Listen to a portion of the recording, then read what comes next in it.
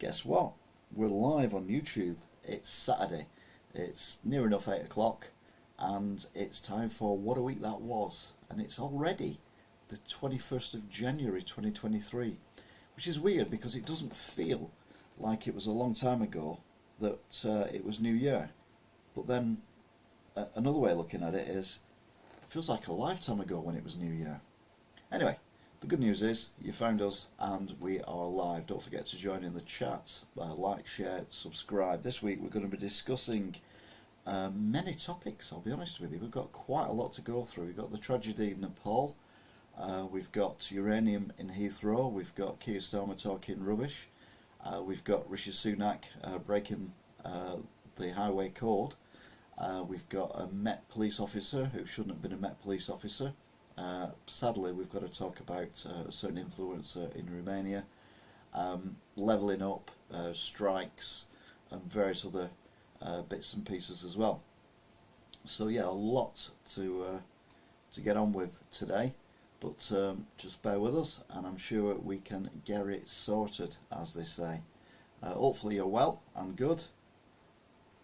It's this time already, Smiley Mike. Yes, it is. Already this time. It is already. It's already time for What a Week That Was with me.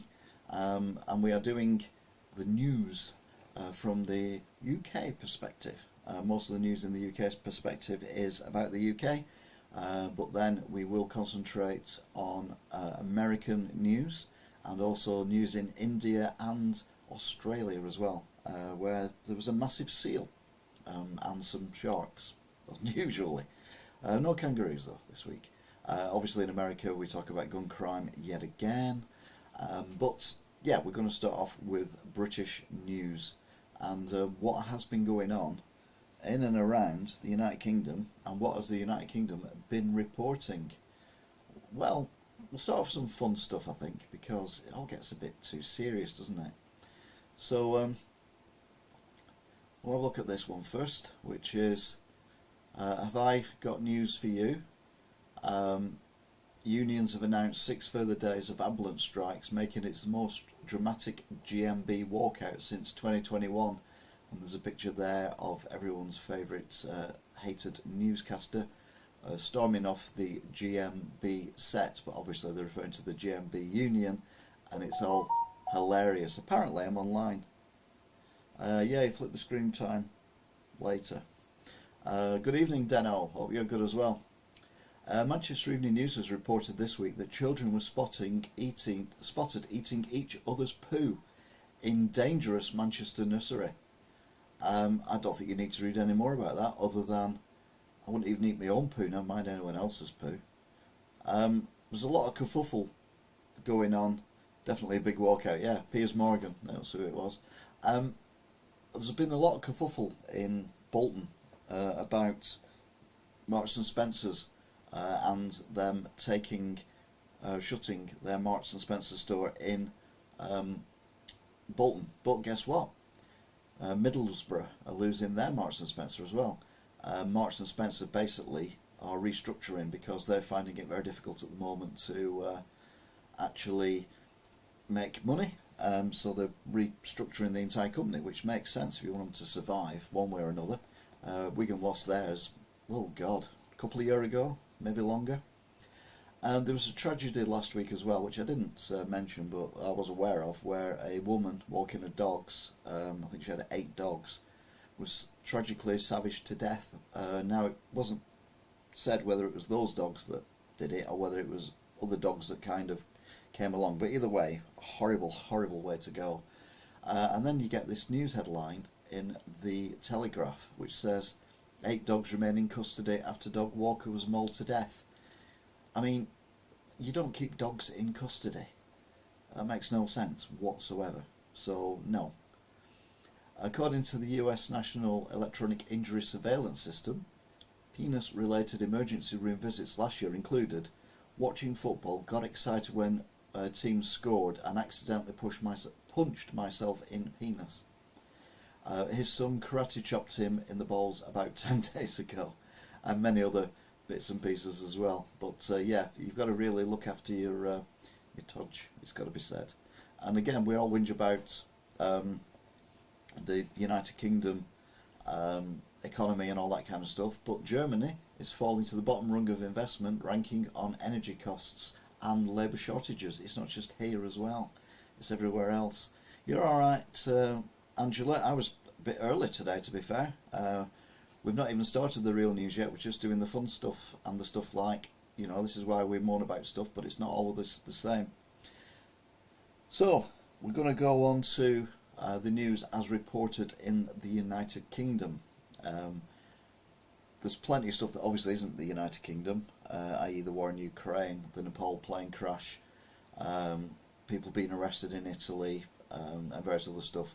But we will start with Ukraine once again being bombarded by missiles from Putin's illegal invasion of Ukraine in the war, and the problem you've got is the fact that we're not doing anything about it.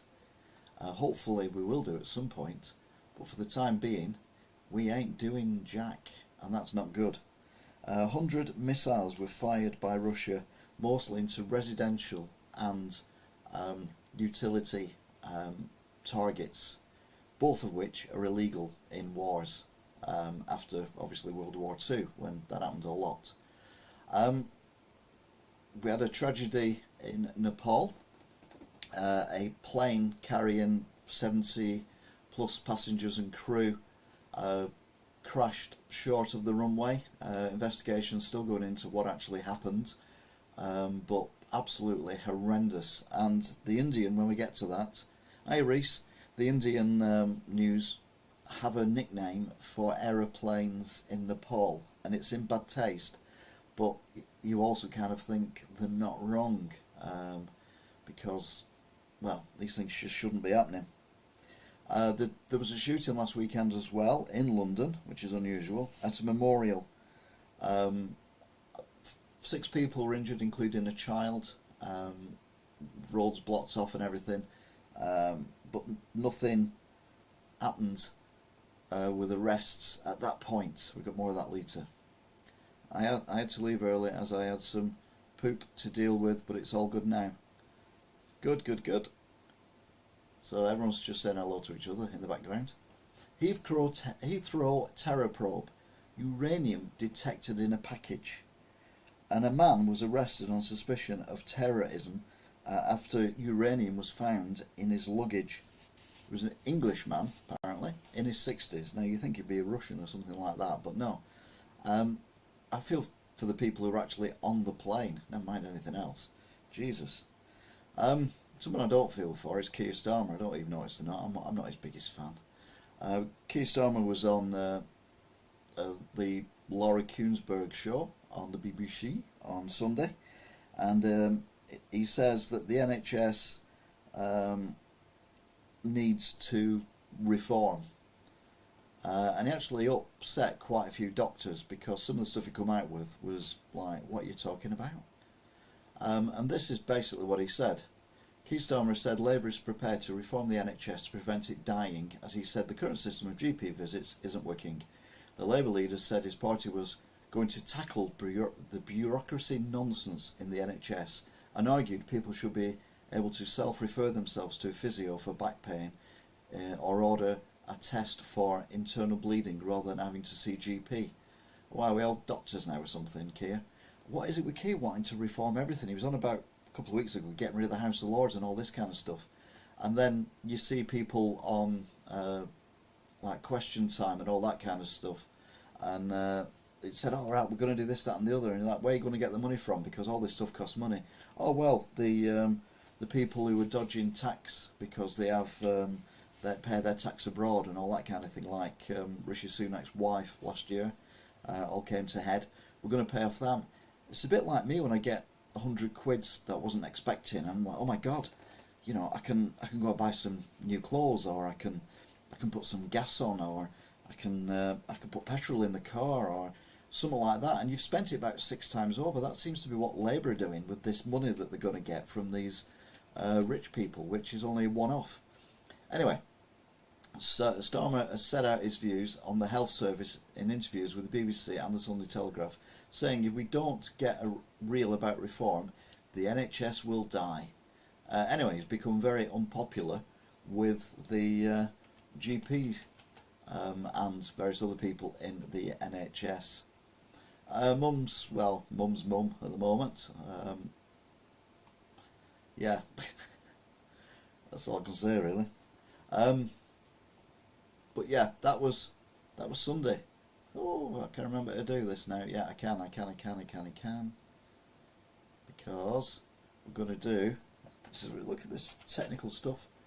Monday, ba ba ba ba. So what happened on Monday? Well, it was a horrendous day, I'll be honest with you, news-wise. Starting off with someone who we should trust, which is police officers. A Met officer pleads guilty to rapes and being a sexual predator. David Carrick, that is he, has been in the Met. And how many times have we heard of someone in the Met Police doing some heinous crimes? Obviously we had the guy last year who did the murders and everything, which was horrendous. The Westminster in London are going to challenge the law passed in Scotland about transsexual rights. The bill got passed in the Scottish Government, and I talked about it last week or the week before, and I did say at the time that I didn't agree with it. Not because I don't think people who want to be trans shouldn't be trans. If you want to be trans, want to be whatever you are, that is fine.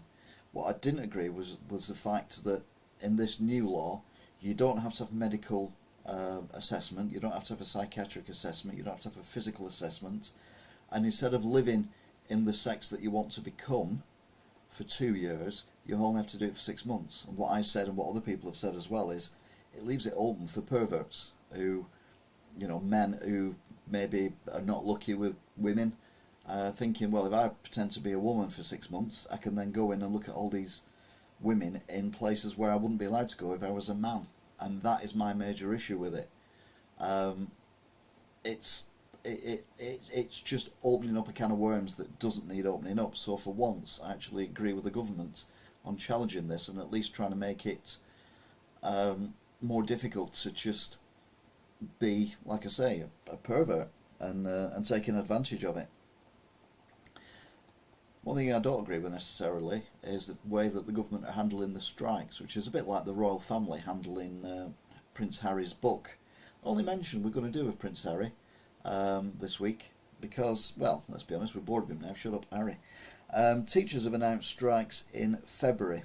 So, yeah, not good, especially when you've got kids at school and kids who have missed a lot of school because of the COVID crisis that we had. Meanwhile, there was an arrest made of a 22-year-old after the shooting in London, which is a good thing as long as it's the right person, and hopefully the people who were injured are actually making good recoveries now. A British man died in the Nepalese plane crash. This is he. I thought he had a butty there. It's a turtle. Weird butty. He was named as Rune Crichton, and he's at least one British person who's passed away.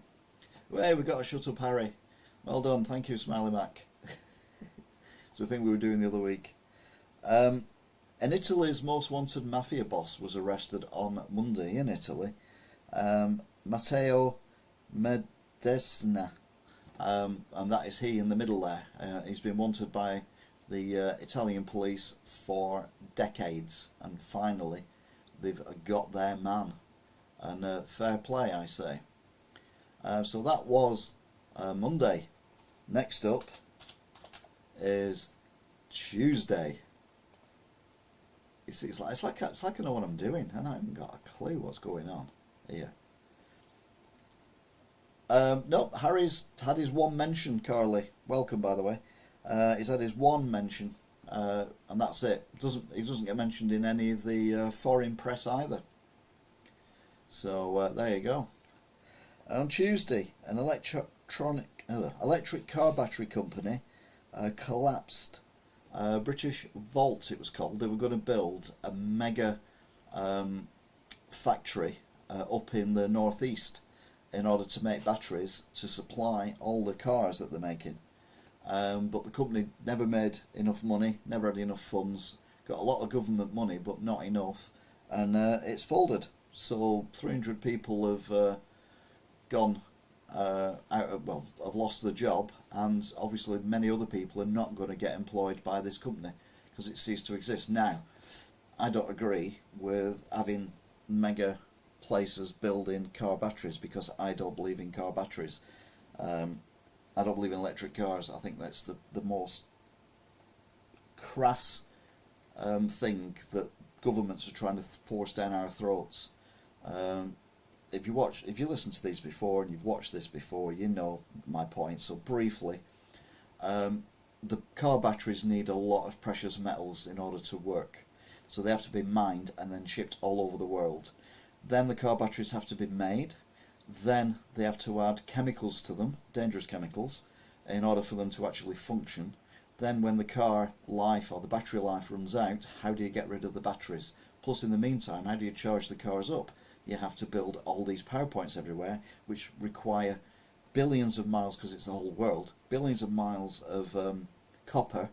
And what do we wrap copper in? We wrap copper in plastic. The whole thing is a nonsense. We need to do green hydrogen. So I'm glad British Volt's gone, and hopefully the British government will look at hydrogen rather than electricity, because if you can produce hydrogen anywhere on the planet, you don't have to ship it anywhere, you don't have to ship ingredients anywhere, you can just make it there and then.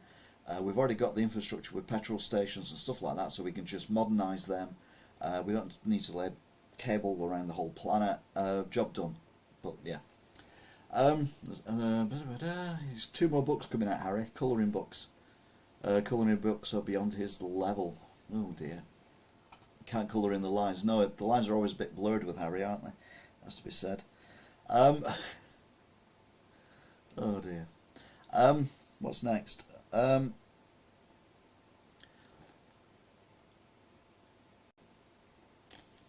Was that it? Dum-de-dum-de-dum. Well, that's what it come up with, the picture anyway, so yeah, we'll go with that. Protests against the British government's blocking the Scottish trans laws, but the British government say that it has adverse effects on our laws of equality and all that kind of thing.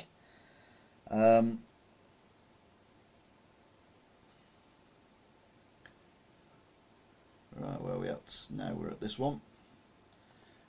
Rumours now at the Asaki gig, where 2 women tragically lost their life in a crush at the O2 over the festive period, which has now had its licence revoked. They can no longer do live gigs or anything, and they have to reapply again once they've proven that they've got safety covered. It turns out now that a whistleblower has said that some of the security workers on the actual door, if you give them cash, they would let you in without a ticket. But we're not talking a £5 or a £10, we're talking a lot of money, including maybe thousands of pounds as well. So yeah, it's not good and tragic. Sir Jim Radcliffe, he's the guy who set up and owns a company called Ineos, and the only people, is it Ineos? Yeah, I think it is. The only reason why I know that is because they're on the back of the Mercedes car as a sponsor. He also owns a football club in Spain or America or somewhere, and he did put an offer in to buy Chelsea, but it was rejected. But apparently he's a northern lad, and he's been a lifelong fan of Man United, and he wants to basically buy it and save it from the glaciers and what they're doing with it, which is basically running it into the ground and using it as a cash cow. So it seems to make sense for him to get it, but we'll have to wait and see, because, well, we just don't know what's going to happen. Meanwhile, good news is wages are rising faster than they've done for a considerable length of time, as we can see here. Private sector wages are on average 7.2%, public at the moment are on 3.3%. However, prices in the shops and everywhere have gone up 10.7. But it's done it before, but you can also see, if you look in July, that the private sector and in January, the private sector and the public sector were getting wage rises massively above inflation. And it has to level out at some point, and we can't spend money that we haven't got, because all it'll do, it'll just keep prices high, because a lot of people will have the money to buy the stuff, whereas the poor people on benefits or on low wages or self-employed like me, we don't get a wage rise, so we won't be able to afford stuff. So it makes it a two-tier, three-tier, multi-tier world. But yeah, the good news is they are rising faster than they've ever risen for a considerable length of time anyway. But that just, in my opinion, inflates insurance. And I know these things because I'm old. A bus crashed on Tuesday morning in the ice in Somerset.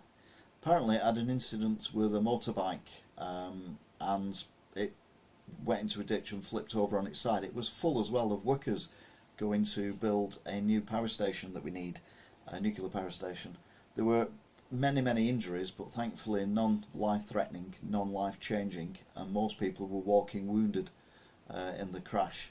But it just shows you how dangerous ice can be and how bad the weather's been recently. Once again, Russia are claiming that they've caught Solidar because, well, they just need to prove that they're actually good at something, and let's be honest, they're not. But Ukraine are saying, no, we're still fighting over it. No one's really controlling it at the minute. It's being fought over. Meanwhile, the First Lady of Ukraine, Mrs. Zelensky, went to Davos to talk to world leaders and basically said, let's have more weapons, more tanks, please, we need them. To be fair, what they've done with what they've had has been amazing. If they have decent stuff to work with as well, my God, they could probably invade and capture Russia, although I know they wouldn't do that. They should have slowed down. No more Russian into things. Oh, very good.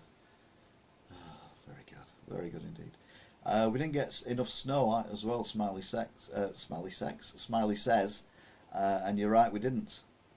We got a dusting of snow, yeah, but not a lot.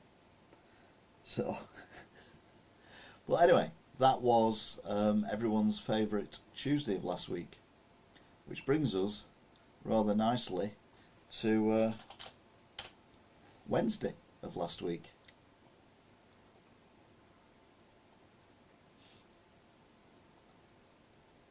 It's going to get warm before it goes cold again, fingers crossed. I would have loved a good 8 inch of snow, yes.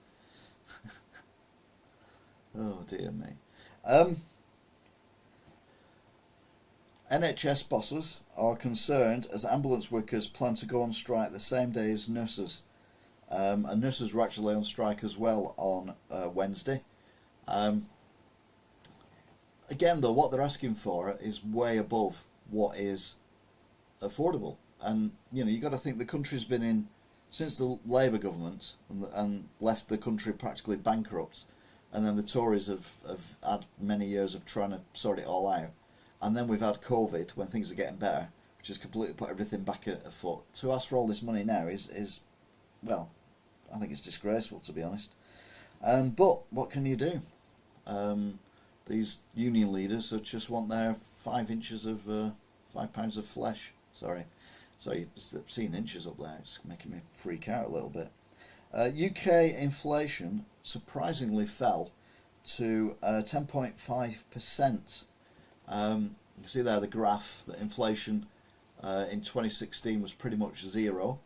2018 went up to about 3% and then dropped 2019, 2020, and then has just gone through the roof in 2021 and 2022. Not just here, it's all over the world that it's gone up. But it has started to come down again, and I think one of the reasons is because of petrol. Now, if you go to a petrol station in Wigan, you're going to be paying anything from 149.9 down to 142, 143.9. But I was in Ashton-under-Lyne on Tuesday, and I went to Sainsbury's and I filled my car up for 133.9, which is considerably less than any petrol station in Wigan. 133.9%. In Norwich, 146. Yeah, I don't understand why it's so cheap in Ashton under Lyne. Sainsbury's in Wigan, it's £1.43. But it's £1.33 in Ashton under Lyne, and it's the same company, Sainsbury's. It makes no sense. But anyway, that's what's going on.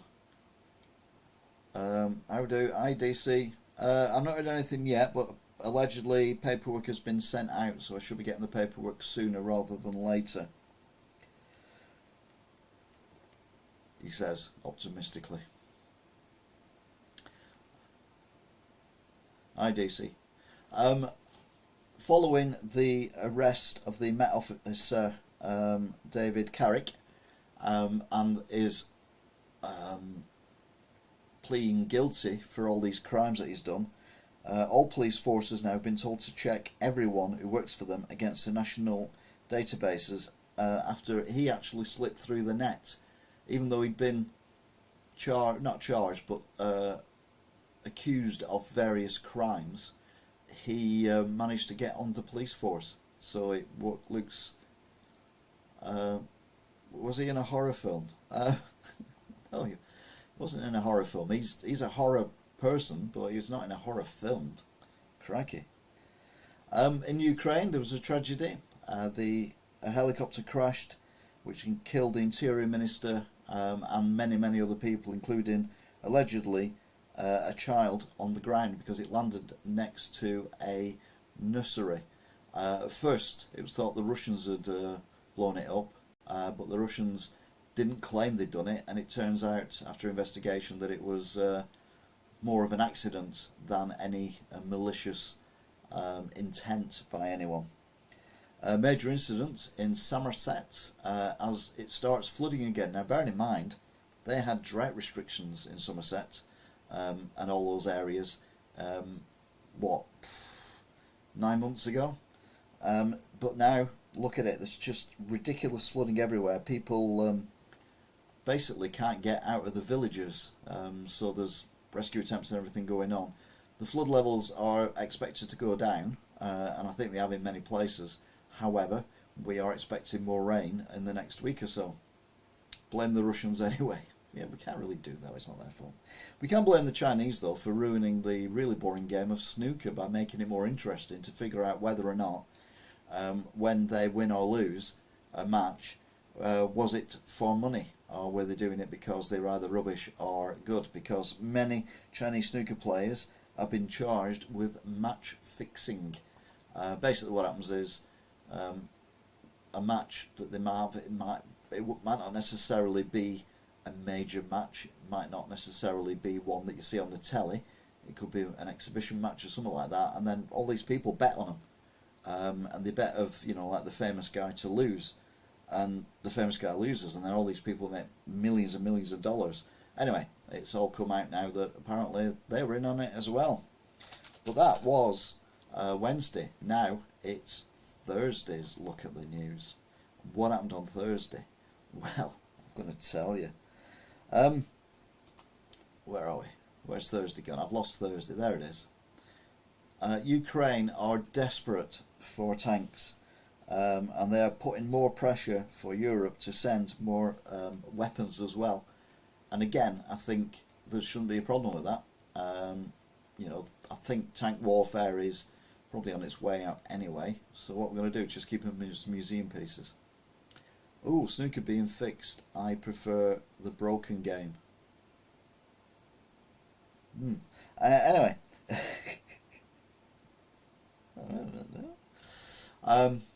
But yeah, it is awful what is going on in Ukraine, and it's a case of, we should be able to help them. And there was a big meeting about it, with a lot of leaders saying that we can possibly send more stuff, and President Zelensky did one of his famous speeches to the people, and like I say, hopefully he'll get what he needs, because, well, he does. Did I make the news on Friday? I got offered a job.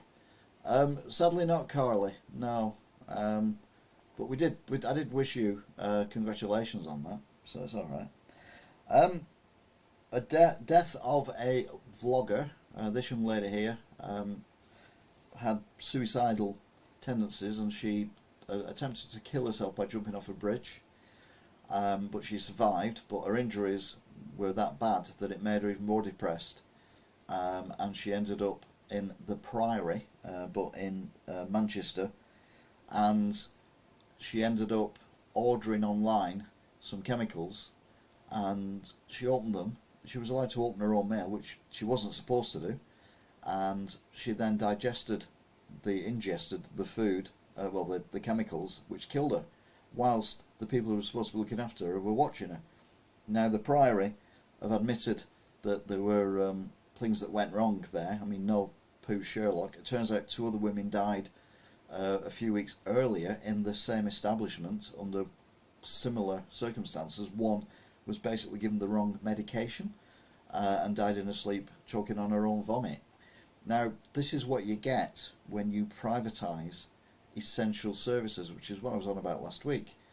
The government think, and it's not just the Conservative government, other governments have done it as well, that if we privatise, or if we get a private company to do a job that, you know, we don't want to do because it's too expensive, they'll do it cheaper. And they come in and they say, yeah, well, instead of, you know, X million, we'll only charge you B million for it. But the problem is, this company has to make a profit for its shareholders. It's not a charity. So you take even more money out of the system. So not only is the government saving money by paying this company less than what it was charging itself for doing the work, but then this company's got to take out its profit, and then whatever's left is what is used to actually do the care in this case, and it fails, and people are like, oh my god, what's happened? It's so obvious to me that you can't have something better that's so important as mental health or hospitals or anything like that. You can't have it working better if there's less money at the front line for the patients. It just doesn't work like that. So what we need to do is take all these contracts off these companies, put it back under the NHS and get it sorted.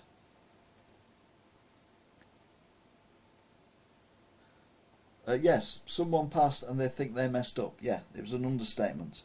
But like I say, privatising stuff like that is not a way forward. You're not going to get... Because the companies, like I said, at the end of the day, these are companies, they want to make money. You don't set up a company not to make money. That's the whole point. I mean, often you don't make money. Hello. But that's what they're there for. And if they cream off as much as they can, the money they get from the government. So the people who suffer are the vulnerable people who are supposed to be in their care. And I put that down to a lot of old people's homes as well, care homes and things like that. Anything that is looking after vulnerable people that's been privatised doesn't work, because less money gets through to the individuals who actually need the help and the support. And why people can't see that, it just, brain like that, unbelievable. Meanwhile, in America, no, it's only a snap one. Alec Baldwin, has been charged with involuntary manslaughter twice for some reason. Don't know why twice. When he accidentally shot the young lady on the set of Rust, the movie. He thought he had a blank gun, a gun with a blank weapon in it, blank bullet, but it turned out to be a live bullet. But why he was pointing it at someone and firing it when they weren't even filming, and she wasn't even in the film, I don't know.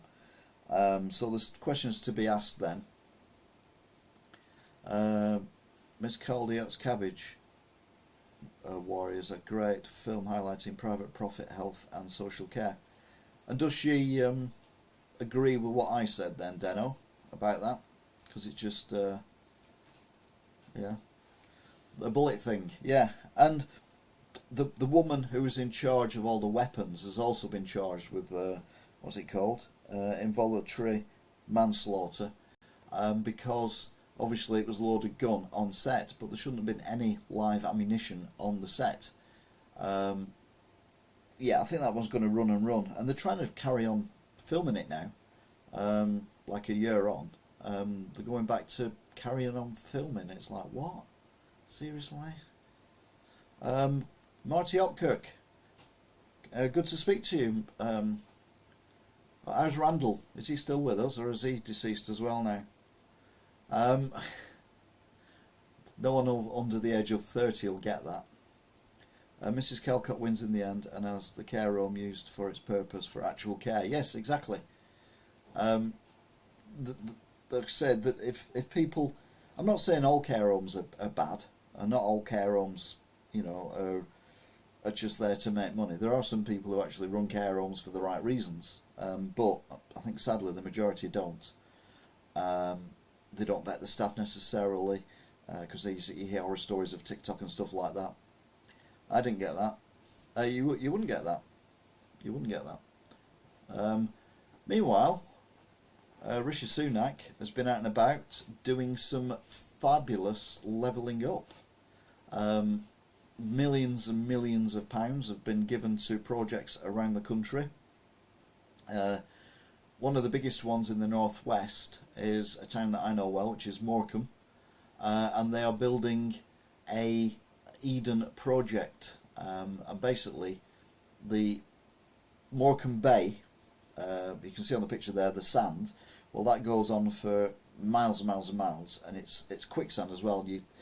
A lot of people have died in that. Tragically, a lot of Chinese people died in it 10-15 years ago. Cockle picking, who I misses. Cockles is a small shell food that people pay a lot of money for. So what they do is they go onto these sand dunes and wetlands and whatever, and they get all these cockles and put them on the tractors and they take them back. So what Eden Project are doing is they're building this new £100 million tourist attraction in Morecambe, which is a very run-down holiday resort. Not as bad as New Brighton, but certainly, you know, it's seen better days. I did a video on it actually earlier on last year as well. Yeah, Randall Hopkirk deceased, classic 60s TV show, levelling up, but you can't use your seatbelt. I'll come into that. Who else is on? Hi Carly, welcome both to the channel and chat away both, and Happy New Year.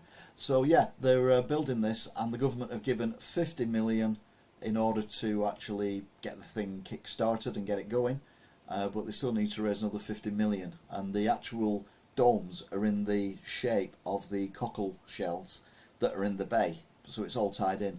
And whereas in Cornwall the Eden Project is like rainforests and all that kind of stuff, this one is going to be more like to do with the environments and what goes on under the sea and stuff like that. So it's going to be a lot more local related because of all the wealth of wildlife that there is in that area. If you look opposite that, the cockle shell things, you can see the bottom there. These rather nice looking buildings, and one thing they ain't, how far can I go, is, no, that only that far, is nice looking. They look a lot nicer there than they do, but the one there that stood up, the taller one, rather than the flat buildings, you can just see at the edge of the picture, that is the Winter Gardens Theatre, which I filmed in when I did my Let's Go To Morecambe. If you check out the Let's Go To playlist, you'll see it, and that's been redeveloped by private money as well. There's a decent cafe opposite that place at the end, cheap and cheerful. Yeah, I mean, it is a cheap and cheerful place. They've spent a bit of money on it. They've got they've got a statue of Eric Morecambe from Morecambe and Wise, another 60s 70s throwback there. And he's the guy who used to do that when they kind of walked on, and the statue was actually of him that stood on one leg. And what was he called? Oh, absolute idiot from the government. He tried to do the pose and just wobbled and wobbled and wobbled. He couldn't stand on one leg. It was embarrassing. But anyway, it's all good, and Wigan has got 20 million to redevelop Hay Hall, which they've clawed back off a private company after the private company basically didn't do anything that they said they were going to do with Hay Hall, and they're going to build a cinema there and loads of other stuff. Anyway, it wasn't just Morecambe that he went to, Rishi. He also went to Altrincham and all that, and he's riding around in his car, and he thought, oh, let's do a little video for my social media, because he's such a personable person. That he did. So in the back of his Range Rover, surrounded by the police, in fact you see the police motorbikes whizzing past if you watch the video, and he's there and he's saying about, we're levelling up, we're doing a lot of good stuff for the northwest and the rest of the country as well, and the northeast and all this kind of stuff, and aren't we great, we're actually doing what we said we'd do, and blah blah blah blah blah. And you're like, yeah, okay, well and good. And then someone noticed that he didn't have a seatbelt on, and you're like, oopsie daisy, oopsie daisy, what have you done there? But then we got Keir Starmer. Oh, God, this guy, he's really, really, really getting on my nerves now, Keir Starmer. I mean, I'm not a big fan of Rishi and co, but Keir Starmer, my God, the guy, like I said to you before, they've got this thing about, if you pay taxes abroad, non-dom status, whatever it's called, then you don't have to pay taxes here, and he's going to ban all that, and then the money he earns he's going to spend about 50 times on different things.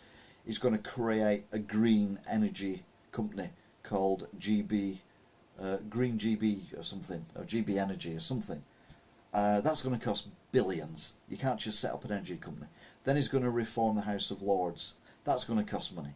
Then he's going to reform the NHS. That's going to cost money. And every time they say, where's this money coming from?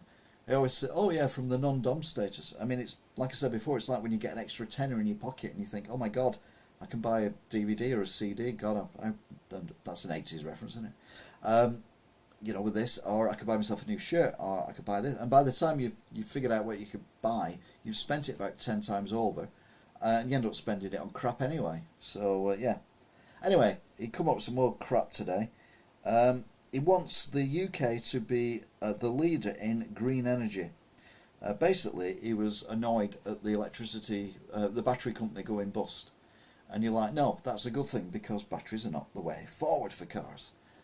Why won't people listen to me? Anyway. Oh, my brother's... Oh, I've not seen one of these 50p's with Charles on it yet. At least I know they're out there now, so I can get looking proper.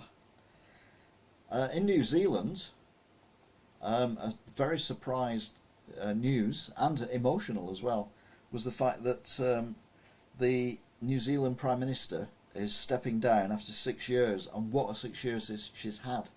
There was the massacre in the mosque pretty much when she first became New Zealand Prime Minister, and then she went through COVID, and she was tough on COVID, and they've had the least amount of deaths per person who lives in the country, I think, anywhere in the world, which is amazing. So yeah, she's been, I mean, we've admired her, and I've even said whilst I've been doing all these things that she's been actually doing what our government should have been doing, and doing it quicker, and doing it proper, rather than the nonsense that our lot have been coming up with. But anyway, she's announced she's resigning. She's not standing again. She's got nothing left in the tank, and we all know how much it is to refuel at the moment, so probably can't afford to refuel. Sport, and I don't normally cover sport because I'll be honest, I don't really like sport. She looks like she's in a lot of pain. No, she's emotional. It's emotion. It's like, oh, I'm sad. I don't want to do this, but I have to. It's sad, like that, emotional. But she does have a very moving mouth. Someone should give us some laxatives. Meanwhile, in Australia, Andy Murray. Now, I'm not a fan of Andy Murray. I think he's one of the most boring people on the planet. However, he's playing some of the best tennis he's played for a long while. My cold lasted longer than Liz Truss, yes. She's probably burned out. I imagine she would be burned out, to be fair. At least she's admitting she's burnt out. Unlike Andy Murray. Hey, see what I did there? I brought it back to Andy Murray.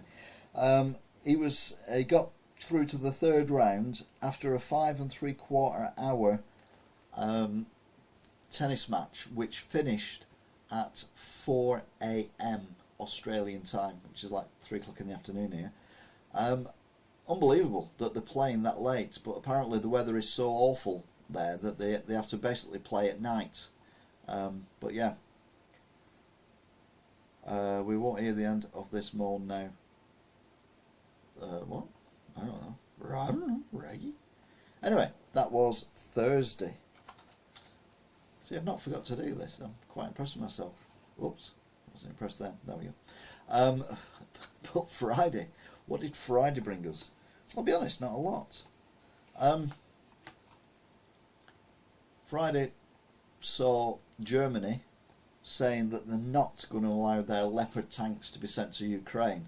Now, Germany don't own all the Leopard tanks that they've produced. Most of them are actually not in Germany, they're in other countries. But part of the deal, if you buy a tank from Germany, is they have the last say of where it's deployed, which I don't actually understand, because what happens if they go to war with Germany?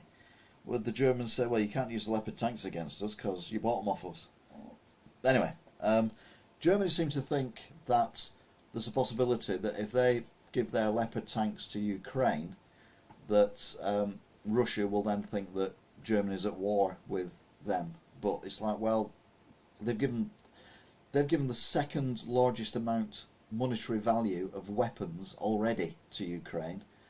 I mean, it's dwarfed by America, and they've given more than the UK have, and then all the countries underneath obviously are less and less and less. But it does seem strange that the Germans are reluctant to let the Leopard tank go out there. Now I'm wondering, is that because the Leopard tank is actually crap, because it's never actually been in battle, and they know it is, and they don't want it to be blown apart by various people.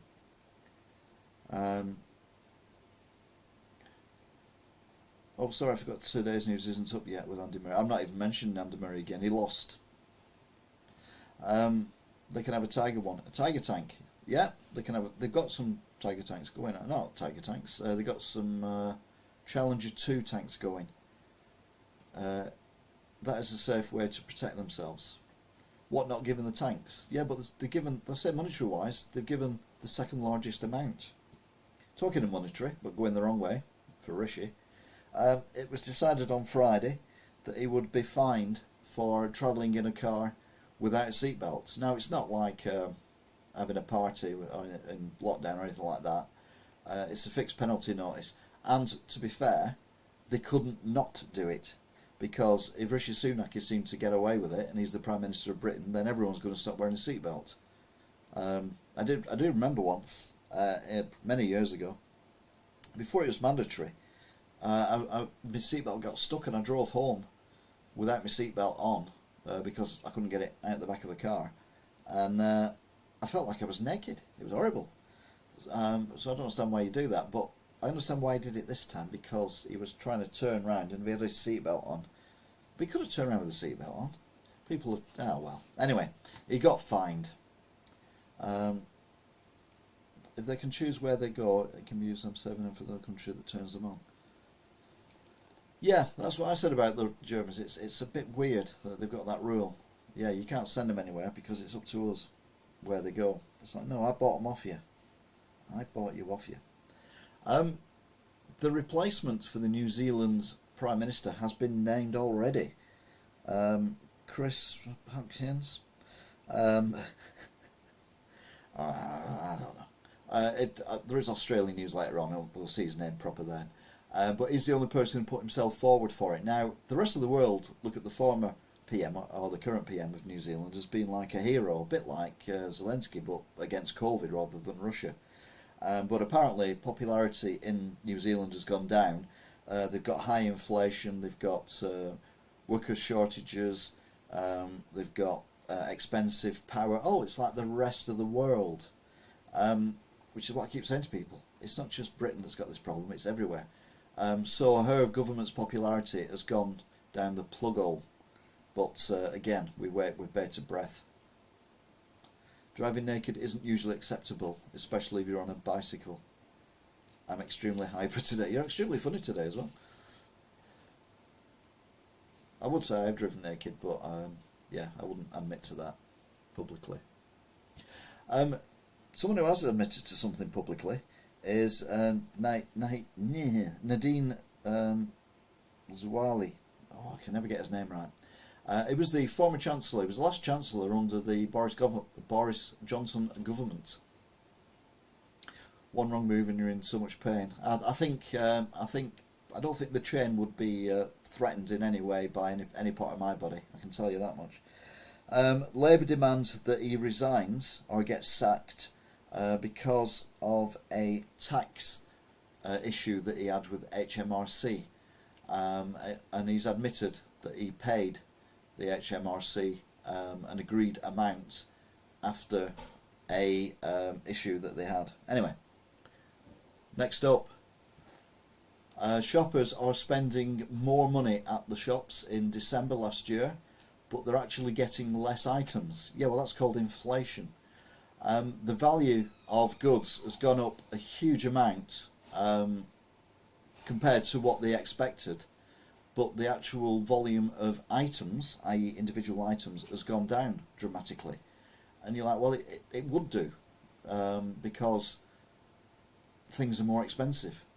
You can't spend the same amount of money as you could last year and get the same amount of goods. It just doesn't happen like that. So you're going to spend more and have to get less goods.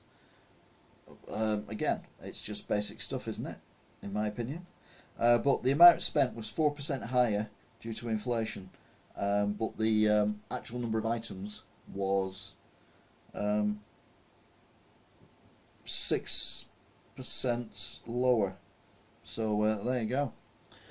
Meanwhile, Andrew Tate, everyone's favourite plonker, talking about riding a bike naked, he's been remanded in a Romanian prison until the end of February, whilst they look into the human trafficking and rape allegations against him. There's other stuff coming up about him later on, but he's definitely turning into the villain of the week. Meanwhile, oh, hang on. Oh, I nearly forgot then, but look, I didn't forget because that was Friday. Next up is Saturday. What happened in Saturday? Well, that was today. What's happened today? Well, yeah, Andy Murray's been kicked out of the tennis because he lost. Don't really care, brutally honest.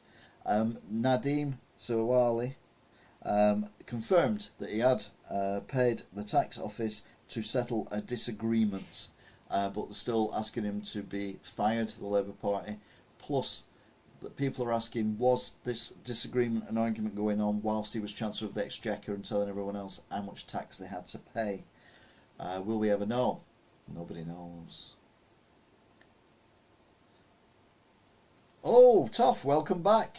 Well, hey. Welcome back, Toff.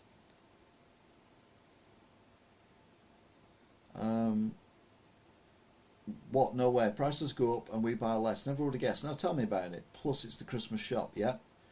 Oh no, the guy you made me call cute. Breaking news, fun for everyone. I'm back. Way! There's going to be some excitement, Toff. It's nice to see you back again, mate.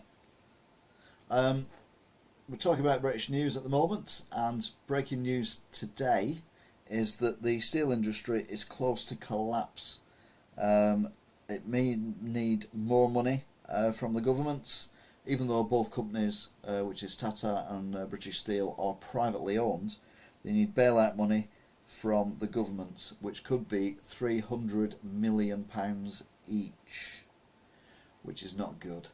And finally, in the British news, there was a rally and march on Dartmoor, complaining by ramblers and whatnot about the removal of the rights to do some wild camping.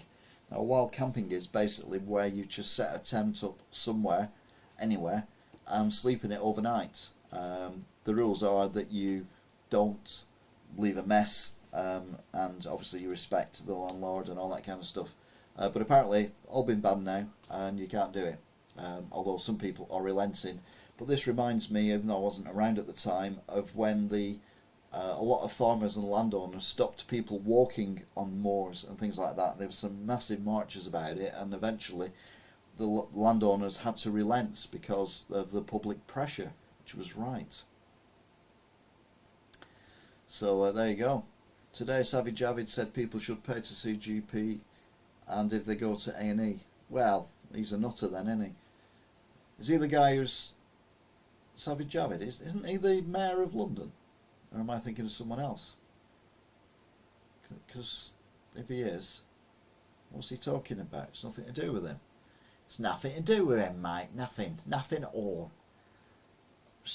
I think that you should get a fine if you don't turn up to an appointment, unless you've got a valid reason for it.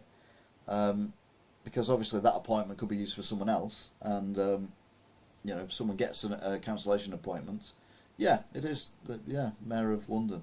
Well, he talks rubbish anyway. So that was it for the UK news. However, we've still got. Meanwhile, in America, la la la la la America, don't you like the news in America? It's always about gun crime in America, but there's some silly stuff as well in America. So what we got today then? If we can open up the file, we will find out.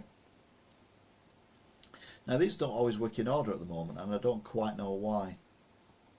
Batteries to the babies. No, no batteries to the babies. No. No batteries to the babies. No batteries to the babies. No. So, last week we were reporting on the riots in Brazil. It's written there, isn't it? There, even. Look there. Brazil. I still couldn't say it.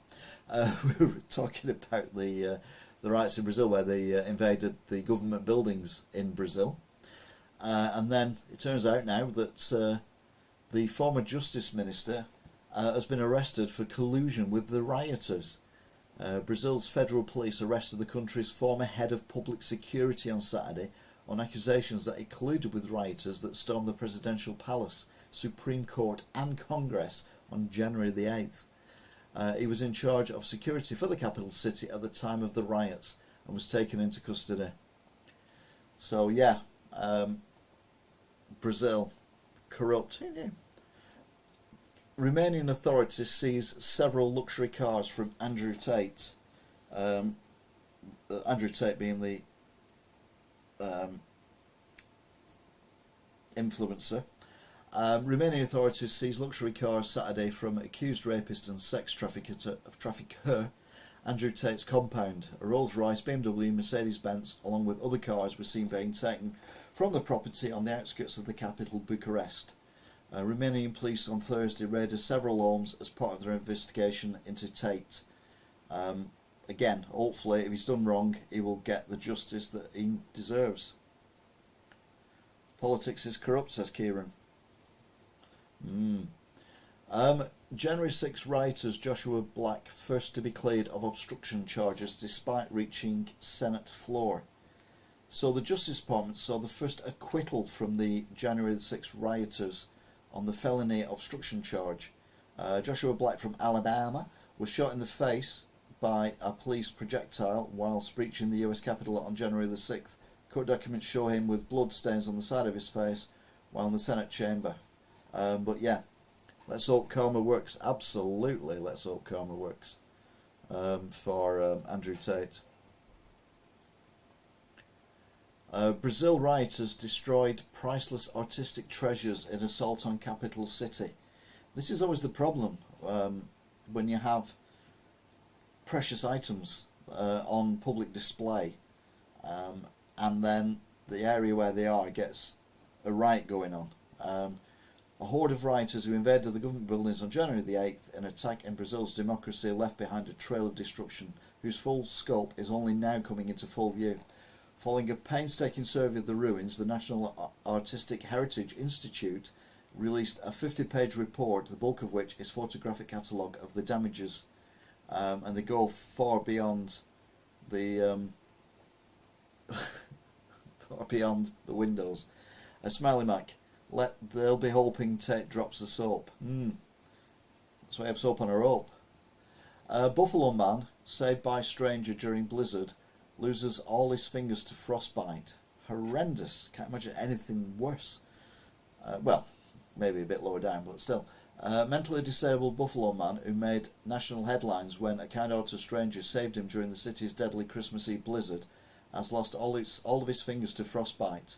Joey White, 64, underwent several surgeries to treat his severe 4th-degree frostbite burns, but doctors couldn't save his fingers. It's just horrible. There's bits of my body retracting, I can tell you.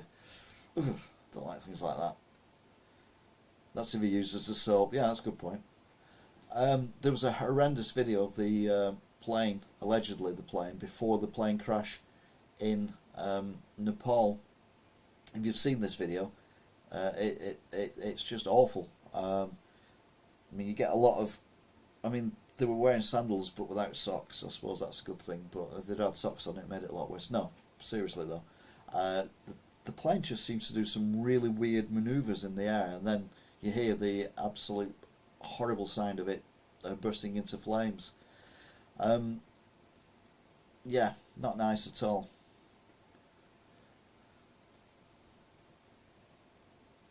Wow, he lost the one thing he can count on.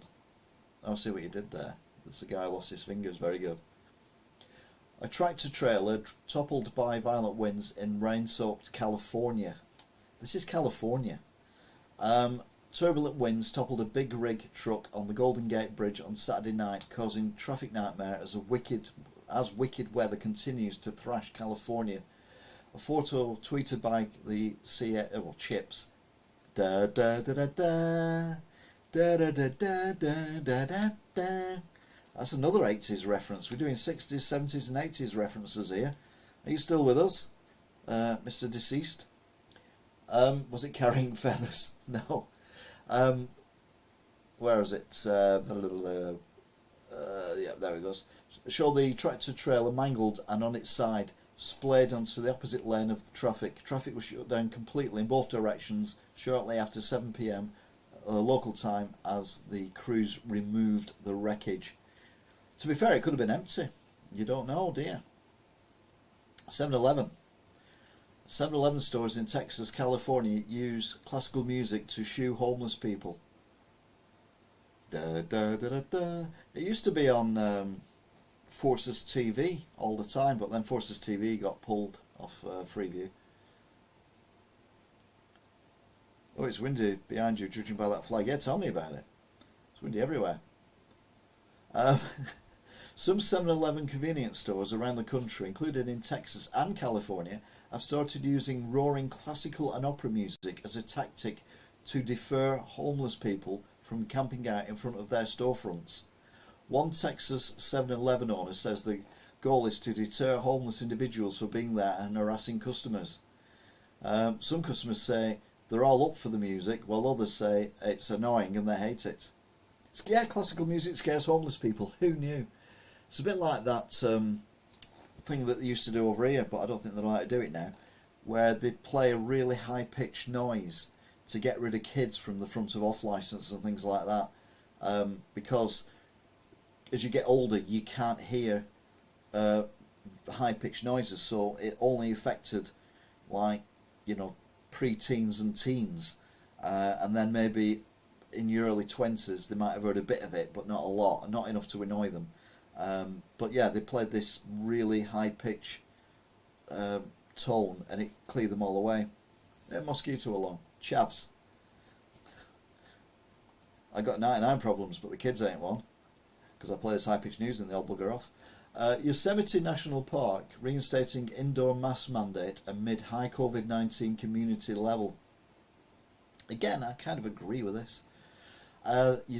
Yosemite National Park in California is reinstating its indoor mask mandate, citing an increased level of COVID-19 spread. The national park made the announcement on Friday, stating that the masking is required for individuals entering the federal buildings or public transportation within Yosemite National Park.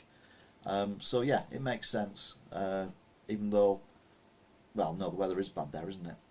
Oh, one of my favourite human beings on the planet is not Greta Thunberg, but however, she joined protests against a coal mine in Germany. Climate activist Greta Thunberg joined an estimated 6,000 protesters in Germany who marched through rain and mud to voice their opposition against the expansion of a coal mine on Saturday.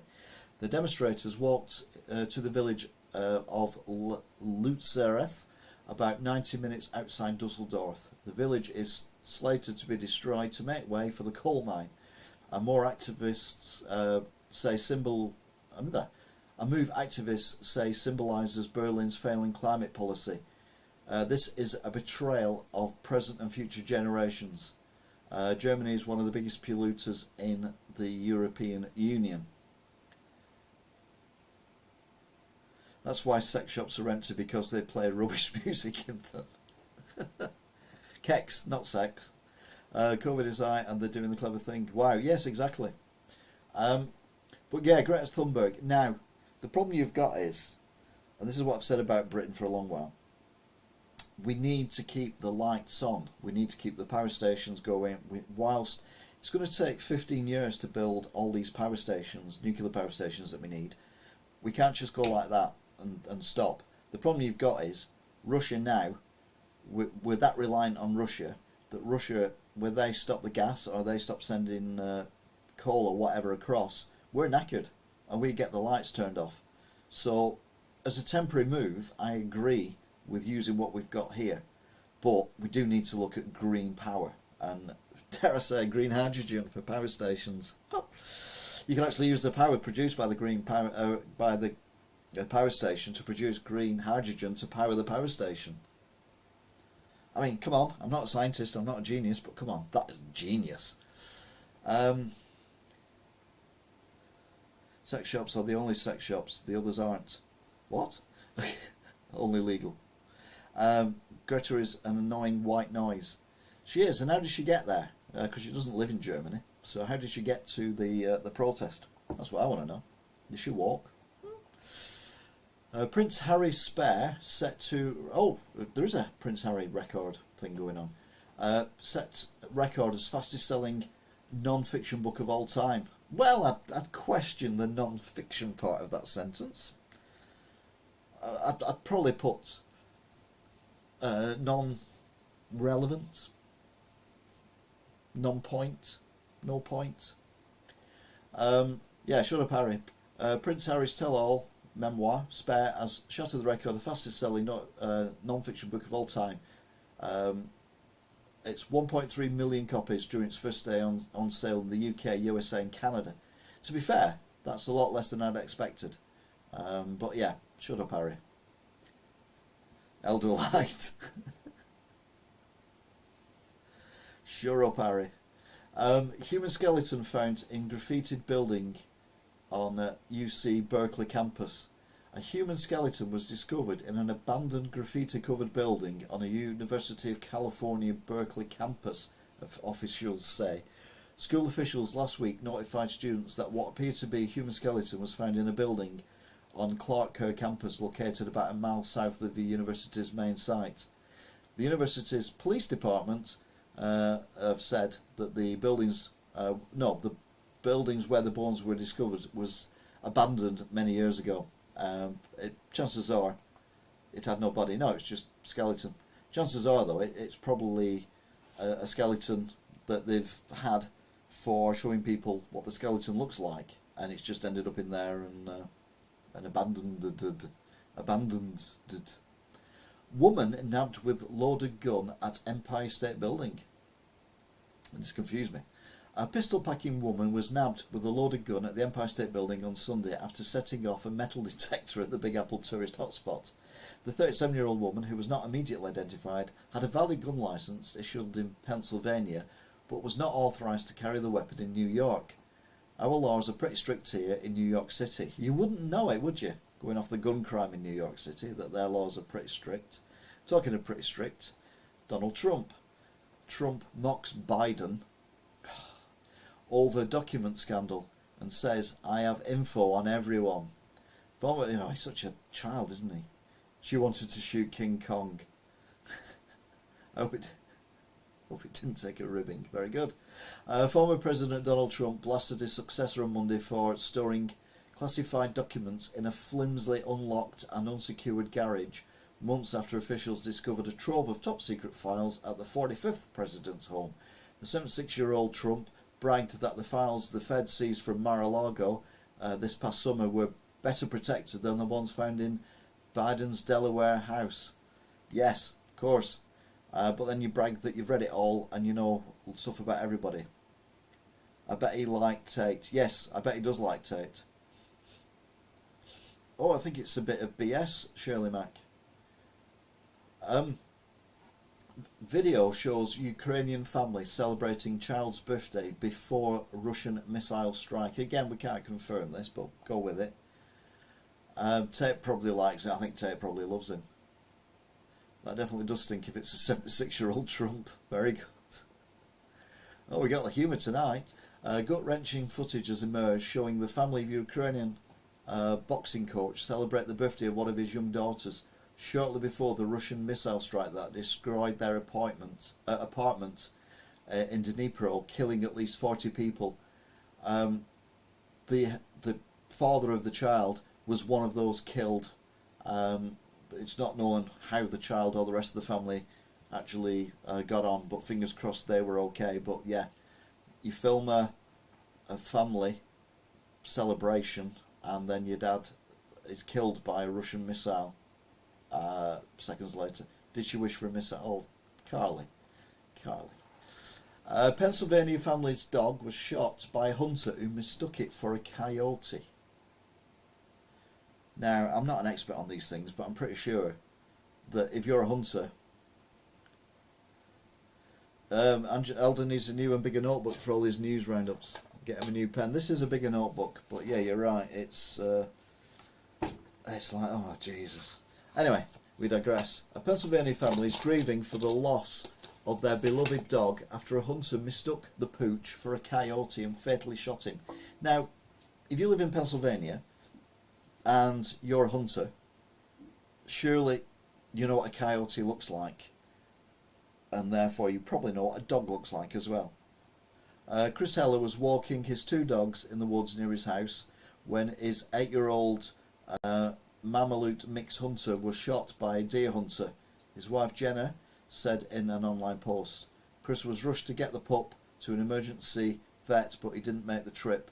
Hunter died on the way. It's a bit like Hunter from EastEnders. He got shot, didn't he? Didn't he? I don't know, I didn't watch that episode. I just read the thing that comes up on the front of the newspaper.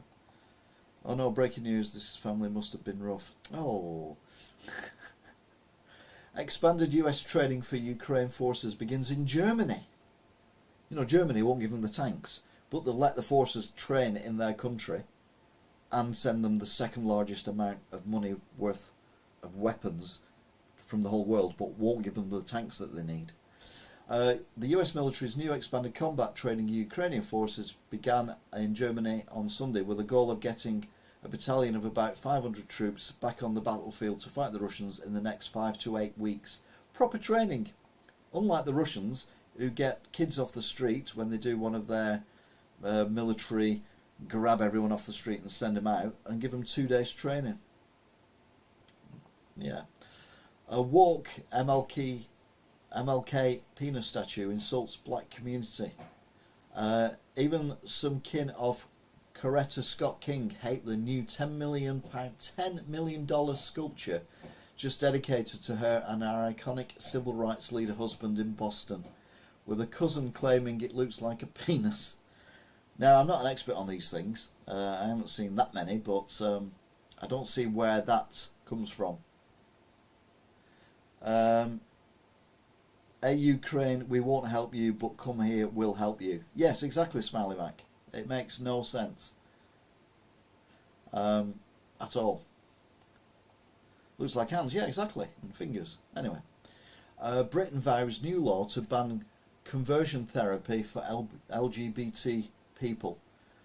Britain will seek to ban controversial therapy targeting lesbian, gay, bisexual and transgender people, cracking down on so-called treatments that claim to change a person's sexual orientation or gender identity. I honestly thought this was law already, and I can imagine it's not done. You won't go to a high street building or office block to get this done. It will be done in dark rooms in weird places. So I don't think making it against the law is going to make much difference. But you've got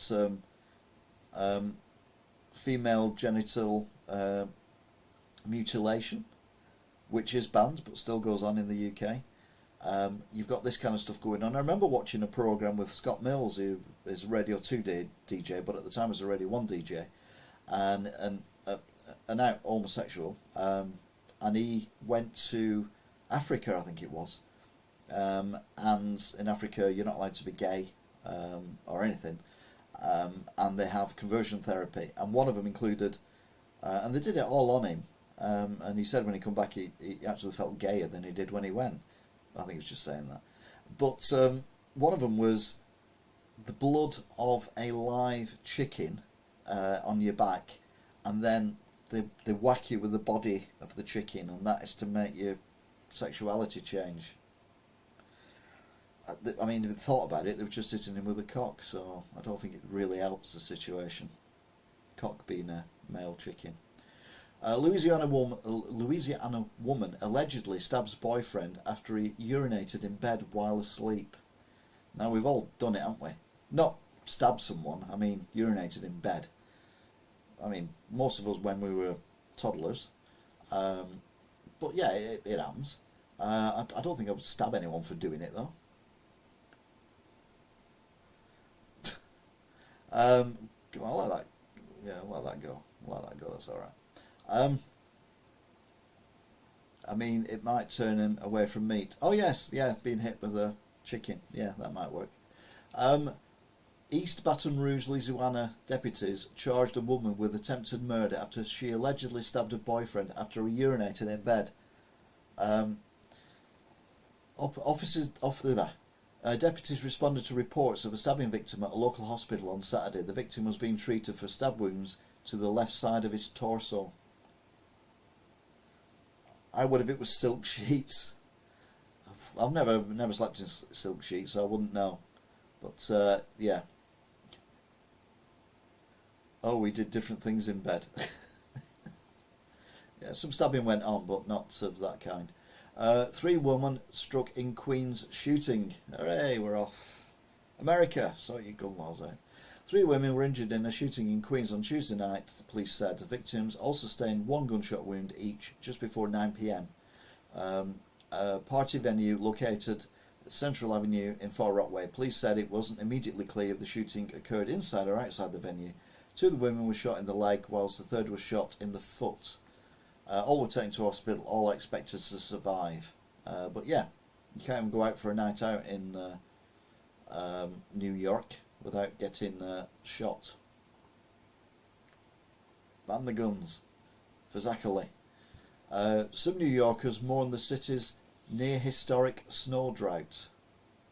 Why?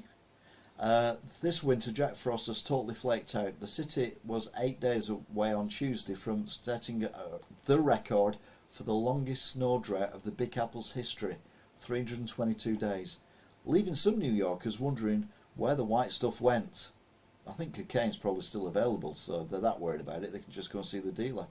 It doesn't feel right, it's unsettling, said Manhattan shopworker. This feels like fall weather almost. I feel like we're in October. I can walk outside in my t-shirt. Yes, that's what I've been saying for ages, and it's happening in New York. But apparently, it's going to snow there now anyway, so panic over for all the New Yorkers out there.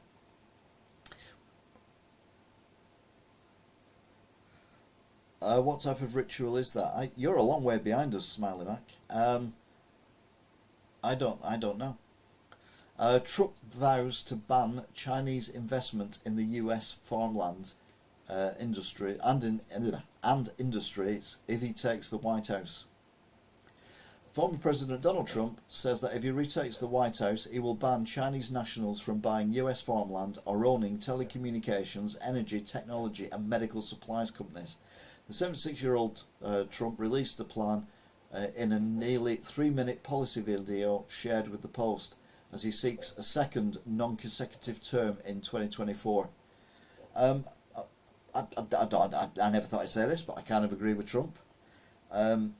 We are relying too much on countries that we can't trust, China, Russia, and have we not learnt now from Russia that maybe we're doing the wrong thing? China is still eyeing up Taiwan, you know, that's not gone away. In fact, there's more about that later.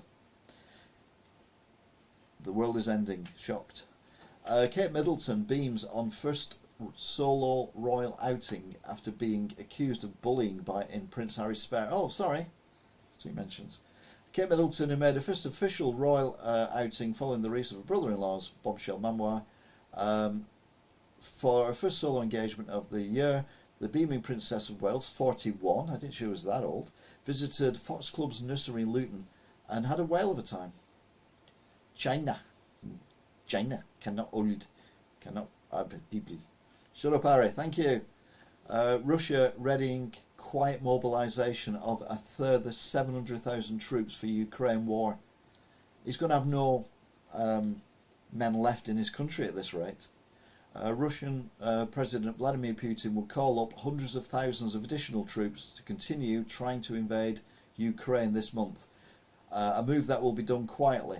The move to mobilisation was reported by Russian independent outlets last week, citing sources in the Russian military's general staff. The Ministry of Defence needs to recruit about 700,000 troops for more people for the war by February. Well, Putin is playing Russian roulette and he's losing. Yeah, Putin, don't wake up. Very good. He's, yeah. Court asked to void verdict against Derek Chauvin in George Floyd's murder. Now we all remember George Floyd even, from a few years ago now, 2020. An attorney for Derek Chauvin asked for an appeals court on Wednesday to throw out the former Minneapolis police officer's conviction for the murder of George Floyd, arguing that legal and procedural errors deprived him of a fair trial. I'm sorry, no, I think all the police officers there are as guilty as everyone else because they didn't stop the guy who was actually kneeling on his neck. Putin, look out the window, there's something I want to show you. This is what happens to all your friends who fall out with you. Texas public universities ban TikTok, but students can still carry guns on campus.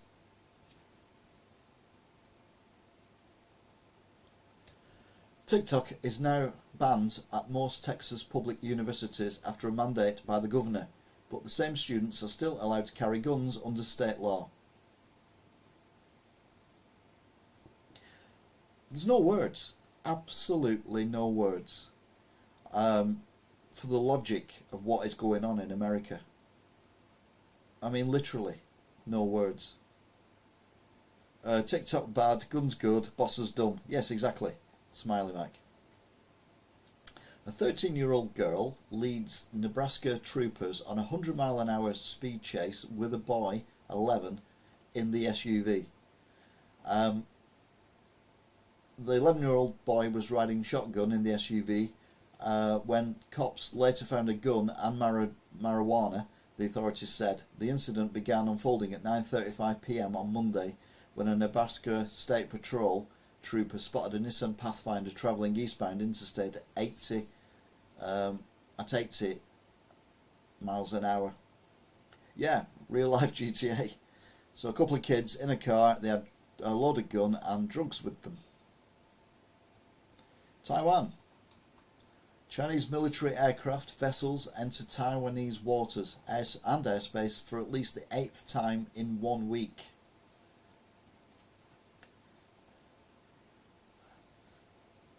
America is what happens when you feed your babies batteries. Yes. Chinese military aircraft and vessels were detected near Taiwan defense officials said on Wednesday. The latest incursion amid heightened tensions between both nations. Taiwan's Ministry of Defense tweeted that 16 Chinese Liberation Army planes and 3 Navy vessels were spotted around 6 a.m. local time. In response, Taiwan said it was monitoring the situation. Yeah, I am very worried for what's going on in Taiwan at the moment, and I think we could be having issues with China. Teen accused of shooting an NYPD cop is a gangbanger with a record. I think gangbanger means a different thing over there than what it does here. 8 times in 1 week, that's how many times my ex was seeing her friend. They should worry. Very good. A 16-year-old boy arrested for shooting a cop in the Bronx early on Tuesday is a teenage gangbanger with a rap sheet that includes armed robbery, prosecutors allege. The teen, whose name is being withheld because he's a minor, pleaded not guilty to attempted murder, criminal use of a firearm, criminal possession of a weapon and assault charges at his Wednesday night arraignment at Bronx Criminal Court.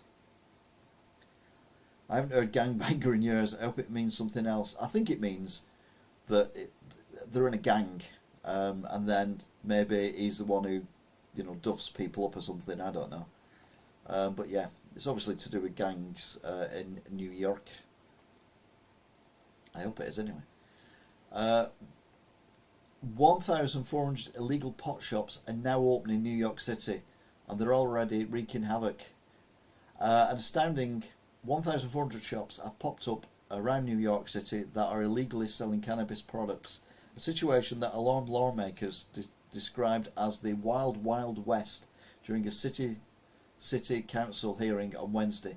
City Sheriff Anthony Miranda and representatives of the NYPD testified that existing laws make it difficult to immediately close the illicit shops and often can issue only a measly $250 fine for selling marijuana. Welcome to New York. But you have to be on your toes in New York, don't you, because of the traffic and everything, so you think, maybe I don't want to be, chilled with a bit of marijuana. 1,400 and they're only just noticing. Yeah, exactly. 2 teens shot outside of New York City High School, a 12-year-old in custody. America, sort your king gun laws out, please. 2 teenagers were shot during a large fight near Queens High School on Wednesday, and a 12-year-old boy was taken in after the mayhem. Police and sources said a 16-year-old girl was shot in the ankle and a 14-year-old boy suffered a gunshot wound to his leg around 4:50 p.m. Outside of Campus Magnet High School in Canberra Heights, where they are both students. America, seriously, give your head a wobble. American kids shouldn't have guns, and nor should the adults. You're right. I think American kids should have gums, though, otherwise their teeth will fall out. But I know what you mean. And whatever Trump is. Dozens of New York City workers file a $250 million lawsuit seeking an end to a vax mandate. Dozens of New York City employees who lost their job for not complying with the vaccine mandate have filed a $250 million lawsuit seeking to end the rule, and the pandemic is winding down. The group of 72 former employees are asking the judge to overturn the mandate, given that politicians, including President Biden and various other people, have all declared that the pandemic is pretty much under control now. It's their own fault. It is. Russia threatens nuclear war if it loses in Ukraine. Well, Russia's been threatening nuclear war as long as I've been around, pretty much, except for when Gorbachev was in charge. A Kremlin insider warned Thursday that Russia could start a nuclear war if it lost its conventional war in Ukraine. The deputy head of Russian Security Council and a close ally of President Vladimir Putin, made the threat in a post on the Telegram message app. The loss by nuclear power in a conventional war can provoke the outbreak of a nuclear war. The guy wrote in a post criticising Western powers ahead of a Friday meeting in Germany to discuss further military actions. How's about they lose Putin? Stabby, worky, yeah. How's about they lose Putin instead? That's a win for all of us. Putin's enemies fear for his life after receiving bullet and death threat in a post, according to reports today. Guns, stabbings, fightings, it's so sad. It's just horrendous. The world is, what we really need is, and this is going to be completely left of field, but what we really need is aliens to come and invade. And then all of a sudden, humanity would group together and actually fight as one against the aliens. Putin threats nuclear war. Also, Putin eats Mexican food. Well, yeah. What else have we got going on? A flight attendant mistakenly deploys an inflatable slide on her first day on the job. He gave Friday the 13th a slide. A brand new British Airways flight attendant landed in hot water when he accidentally deployed an inflatable slide while the plane was taxiing. The unnamed newbie crew member on the BA flight bound for Lagos, Nigeria, inexplicably opened the emergency door, causing the Boeing 777 slide to pop out moments later. That would cost BA around about $50,000.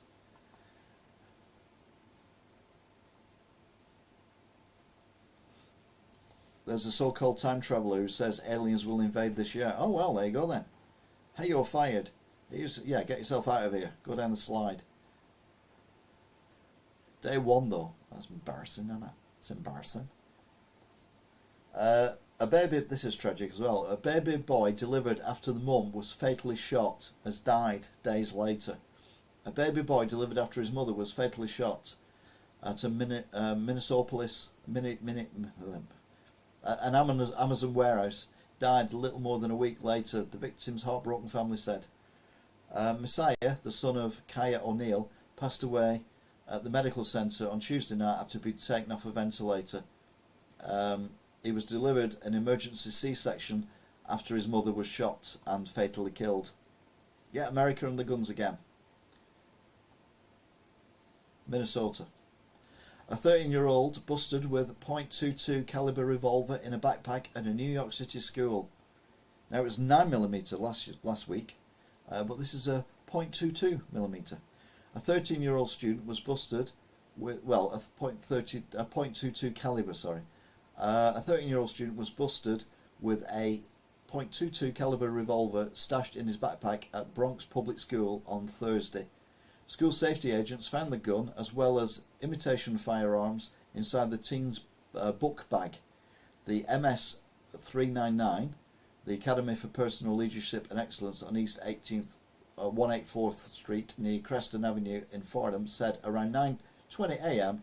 cops got the gun off the boy. 13-year-old boy, that's a reasonable age, with a gun, a loaded gun, in school. Yeah, perfectly reasonable. Again, America, sort your gun. A 13-year-old boy, charged in shooting of two other teens outside a New York City high school. A 13-year-old boy has been charged for allegedly striking two other teens when he opened fire during a melee near a Queens high school, police said on Thursday.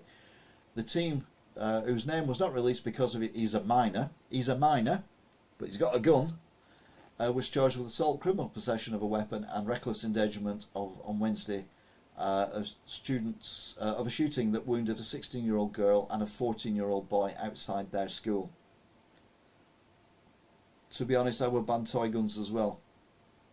What's wrong with 13-year-olds? Hormones. We've all been there, I think. I don't know. It's America though, isn't it? What I don't get is, right, if mum and dad, mum and pa can own a gun legally, I suppose that's fine. You have to kind of go with that because that's what their law is. But they shouldn't have it somewhere where their 13-year-old son, or even younger in some cases, can get hold of it and get it out of the house. Because cops in America, they don't ask questions. They will just shoot. If someone's shooting, they will just shoot them. And you could lose your 13-year-old son because you were careless enough, or daughter, careless enough to leave a gun where they can get it. Teachers ask that every day. What's wrong with 13-year-olds? Yes, very good. Like the toddler last week. Yeah, well, like, I mean, how many weeks have we been doing this now? Over a year, obviously.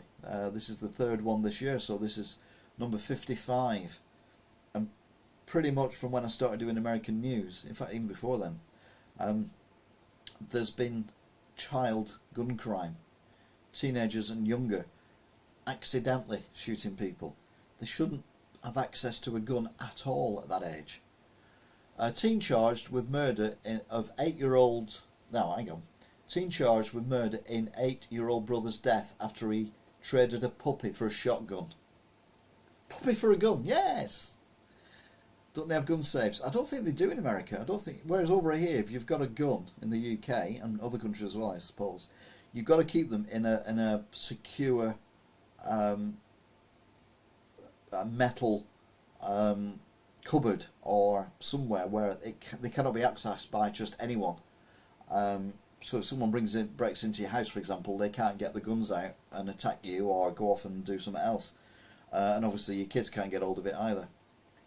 3 separate boxes, what for all the 3 different bits? So the ammunition, the barrels, and the actual guns or whatever, yeah. I got this puppy for Christmas, how about I trade you for a shotgun? My brother is annoying. Yes, exactly. A Baltimore teen has been charged with murdering his 8-year-old brother with a shotgun he obtained by trading in a puppy. Devon Wilson, 18, was arrested on Tuesday, charging him with first-degree and second-degree murder, assault and a weapons count in connection with the December 30th killing of Dylan King. Wilson was babysitting his 4 younger siblings, ranging in age from 2 to 16. Yeah, it's shocking. I mean, again, the person who got the puppy, wouldn't their parents say, where's this dog come from? And where's your shotgun gone? Or whatever. Just... Meghan Markle's half-sister Samantha slams emotionally undeveloped Prince Harry. He can't think like an adult. Someone who's talking sense for once. Well done you. I like her, even though when I saw her in the documentary I thought she was a bit of a nutter. But no, even her family are turning on him. Mickey Rourke. No way in hell Alec Baldwin should be charged for Rust shooting. Well, Mickey Rourke, you're the voice of reason and sensibility, aren't you? Hollywood tough guy Mickey Rourke says there's no way in hell Alec Baldwin should be blamed for his deadly shooting on the Rust movie set, calling the manslaughter charge a terribly wrong. The one-time boxer came out swinging in defence of his fellow actor on Thursday in social media, post quickly liked by Baldwin himself. You don't say. Yeah, you got Mickey Rourke on your side and he's the only person standing up for you, then you know you're in trouble, don't you, really? Let's be honest. They should all be blamed. Yeah, there shouldn't have been a gun there in the first place. End of. CIA chief held secret meetings with Ukraine Zelensky on Russian moves. That first surgery on Mickey. He's not had any work done at all. He was a boxer and you get hit that many times that your face just goes flat. Possibly.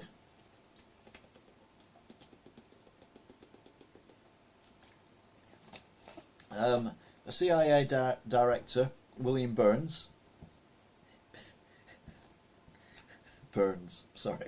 Simpsons. Simpson, hey?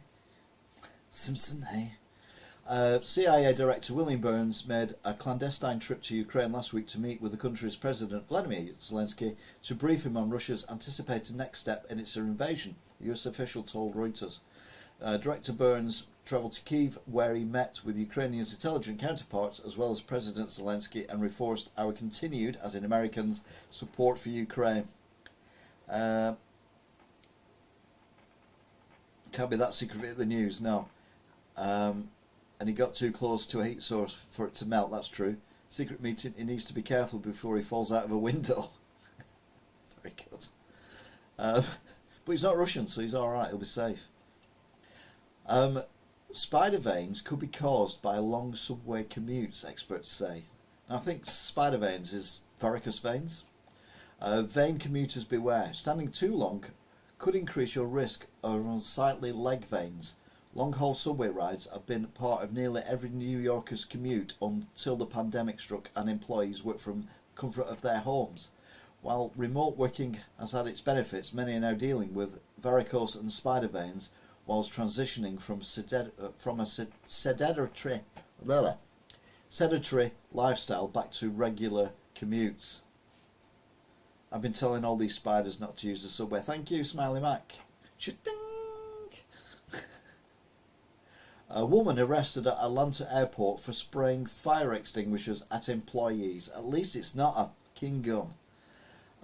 That's one way to end up on the no-fly list. An Ohio woman was arrested on Tuesday after she assaulted flight attendants and police officers with a fire extinguisher at Hartsfield-Jackson Atlanta International Airport. No, me neither.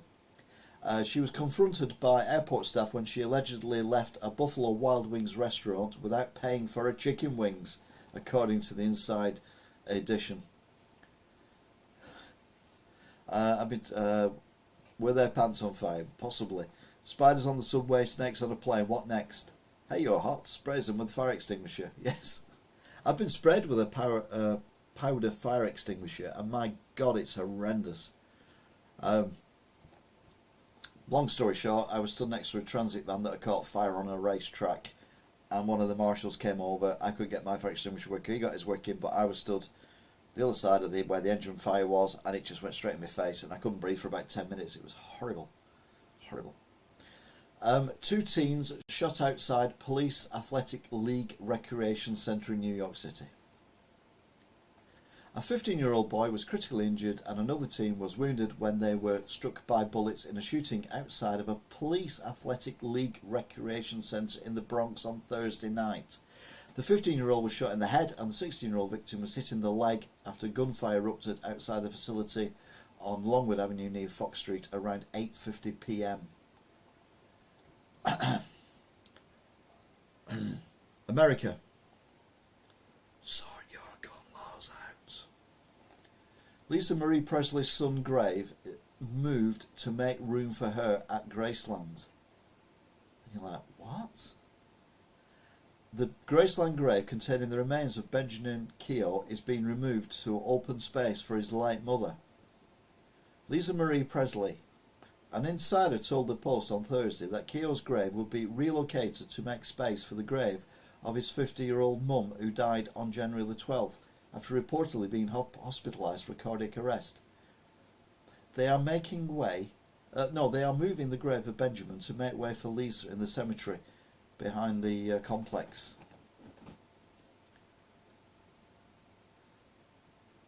See you, Angela. Look after yourself. See you soon. Take care. Thank you for joining us. Yeah, you would think at a family plot that they would have it all worked out beforehand rather than having to exhume the remains of a family member to put another family member. I thought for a sec her son's name was Grave.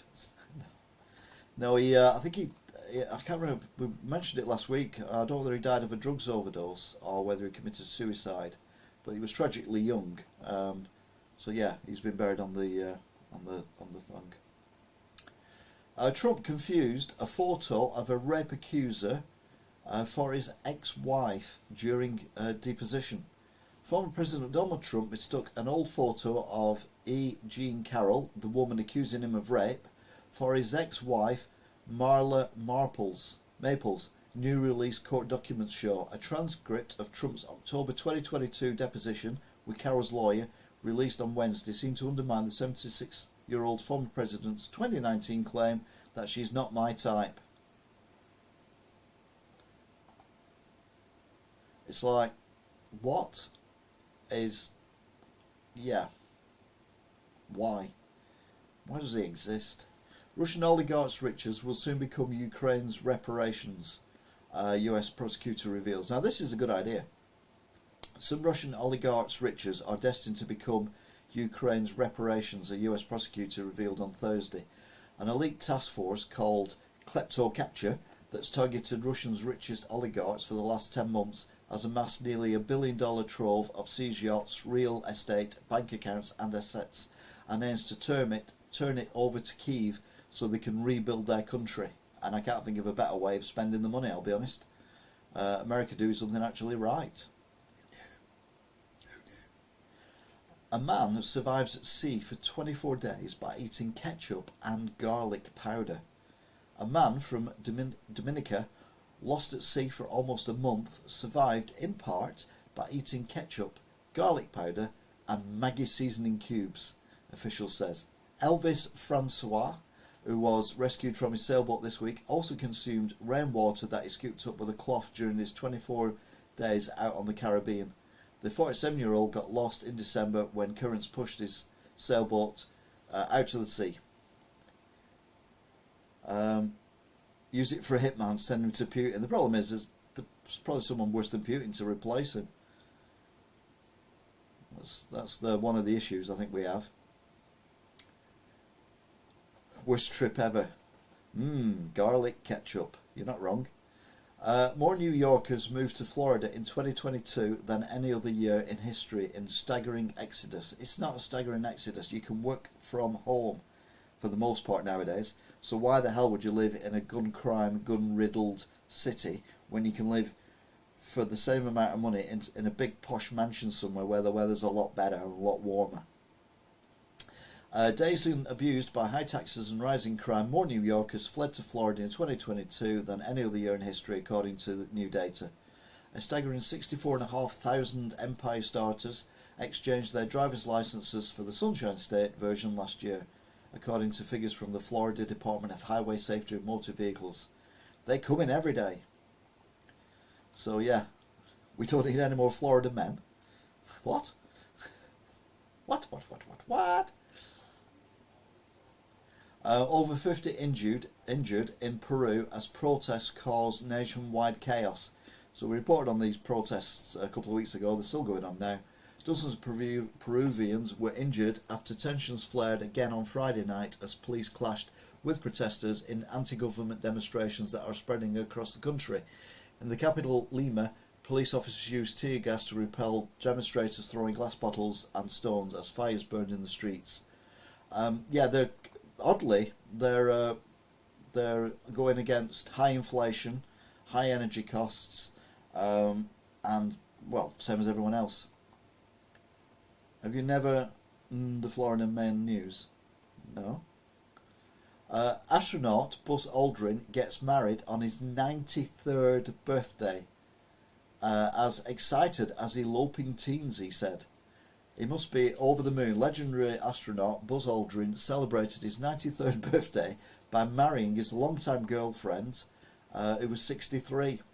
Aldrin, who was the second person to land on the moon after Neil, do you mean walk on the moon, shared the exciting news on Twitter, revealing that the lovebirds got hitched in an intimate ceremony in Los Angeles, California.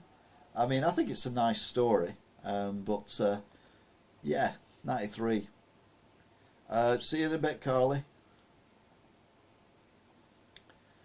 A Denny's sign falls onto a car, killing a woman and injuring 2 others in Kentucky. Now, Denny's is a restaurant.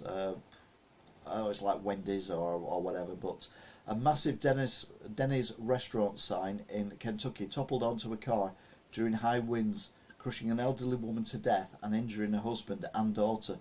The 1.3-ton breakfast chain sign fell off a pole at a Denny's parking lot of the Interstate 65 in Elizabethtown on Thursday, partially smashing the vehicle. Lillian Curtis, 72, was sitting in the back seat at the time and suffered catastrophic head wound. I mean, you don't... When it's time to leave, we'll give you a sign. Yes, thank you. But no, it's awful. Awful. Scenes from a job crisis as New York City struggles with a workforce shortage. It's a mess. Again, it's not just the UK, it's all over the world. Startling new data has revealed that New York has a roughly 300,000 person drop in its workforce since the pandemic. While New Yorker added 3,500 jobs in December, it leaves the city short of pre-COVID levels. Some of the city share their struggles dealing with a worker shortage and how business is down. Tourists aren't here either, says a leather store owner. Yeah, the world's changed because of COVID. Death not by gun, they at least got a unique way. That's true. That's true, Smiley. Ivana Trump's will left a 1 million condo to an ex-nanny, but nothing for Donald Trump. The last will and testament of late socialite and is now public record, and it's very personal. Ivana Trump, who passed away last July after falling down the staircase of her Manhattan home, carefully divvied up her estate before her death. Probate records reviewed by insiders show that the 73-year-old left most of her estate to her 3 children, Donald Trump Jr., Ivanka and Eric, and a 1 million Miami Beach, Florida home to her ex-nanny. Poor Donald, she should have left him something. She should have left him some common sense. Yeah. I think it'd been wasted on him, let's be honest. Common sense, Donald Trump. A 15-year-old shot outside of New York Rec Centre dies from his injuries. So this is the lad who was shot outside the Police Athletic League Recreation Centre, has died from his injuries. Joshua Lopez Ortega was shot in the head after gunfire erupted in front of the facility on Longwood Avenue near Fox Street at 8:50. He was taken to Lincoln Hospital in critical condition and died of his wounds on Friday. A 16-year-old boy has been arrested on charge of homicide. America. Sort it out. Breakfast Club radio show debates over Biden's mental health, stating, "I saw him talking to a ghost." The state of President Biden's mental health stirred up a debate on Friday morning. With one co-host suggesting the Commander-in-Chief gets tested for dementia. The back and forth began when the host and the two hosts rattled off a list of reasons why they feel Biden is losing his grip on reality and should consider retiring. What have I been saying for ages? There's so many gums today. There is. Everyone's got them. Unbelievable.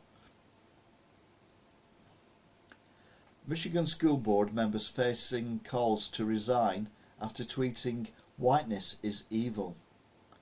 A Michigan school board member is facing calls to resign over her inflammatory social media post, which included tweets that declared whiteness is evil and that white people are more dangerous than animals. Keisha Hamilton, the school board member, defended herself at a tense Jackson Board of Education meeting on Tuesday as parents blasted her comments as appalling. It's nice to see that it does work the other way as well sometimes with racism. But yeah. Drug-resistant strain of gonorrhea found in the US, a serious public health concern. Only two cases in the whole of the US, of a worrisome new strain of gonorrhea that's proven resistant to antibiotics has been discovered, according to Massachusetts health officials. While both patients improved after being treated with the antibiotic, the infection showed sign of resistance and nearly all standard gonorrhea drugs. The cases, it said, are the first confirmed instances in the USA. So they got more trouble coming their way. As Vancouver decriminalises hard drugs, this avid user is risking arrest to sell crack, heroin and meth out of his drugstore. Want to score heroin in Vancouver? Go to the drugstore. No, really. On January the 31st, adults in the Canadian province of British Columbia will not be subject to criminal charges for personal use possession of opioids, including heroin and fentanyl, cocaine and MDMA. So basically, they're not legalising drugs as such, but you cannot be charged if it's for personal use. Now we've seen how just letting marijuana be allowed in New York has caused massive problems. So they are technically legalising hard drugs in Canada. Let's see how that goes. So they know he's doing it but not doing anything about it. I don't understand quite what's going on. I think because he's a drug user and he has a drug store, he's going to sell drugs. But you're not allowed to. You can only have them for personal use. But they've got to get them from somewhere. So yeah, is it safer to buy them from a shop? I don't know. Norwegian government funds research to find out if white paint is racist.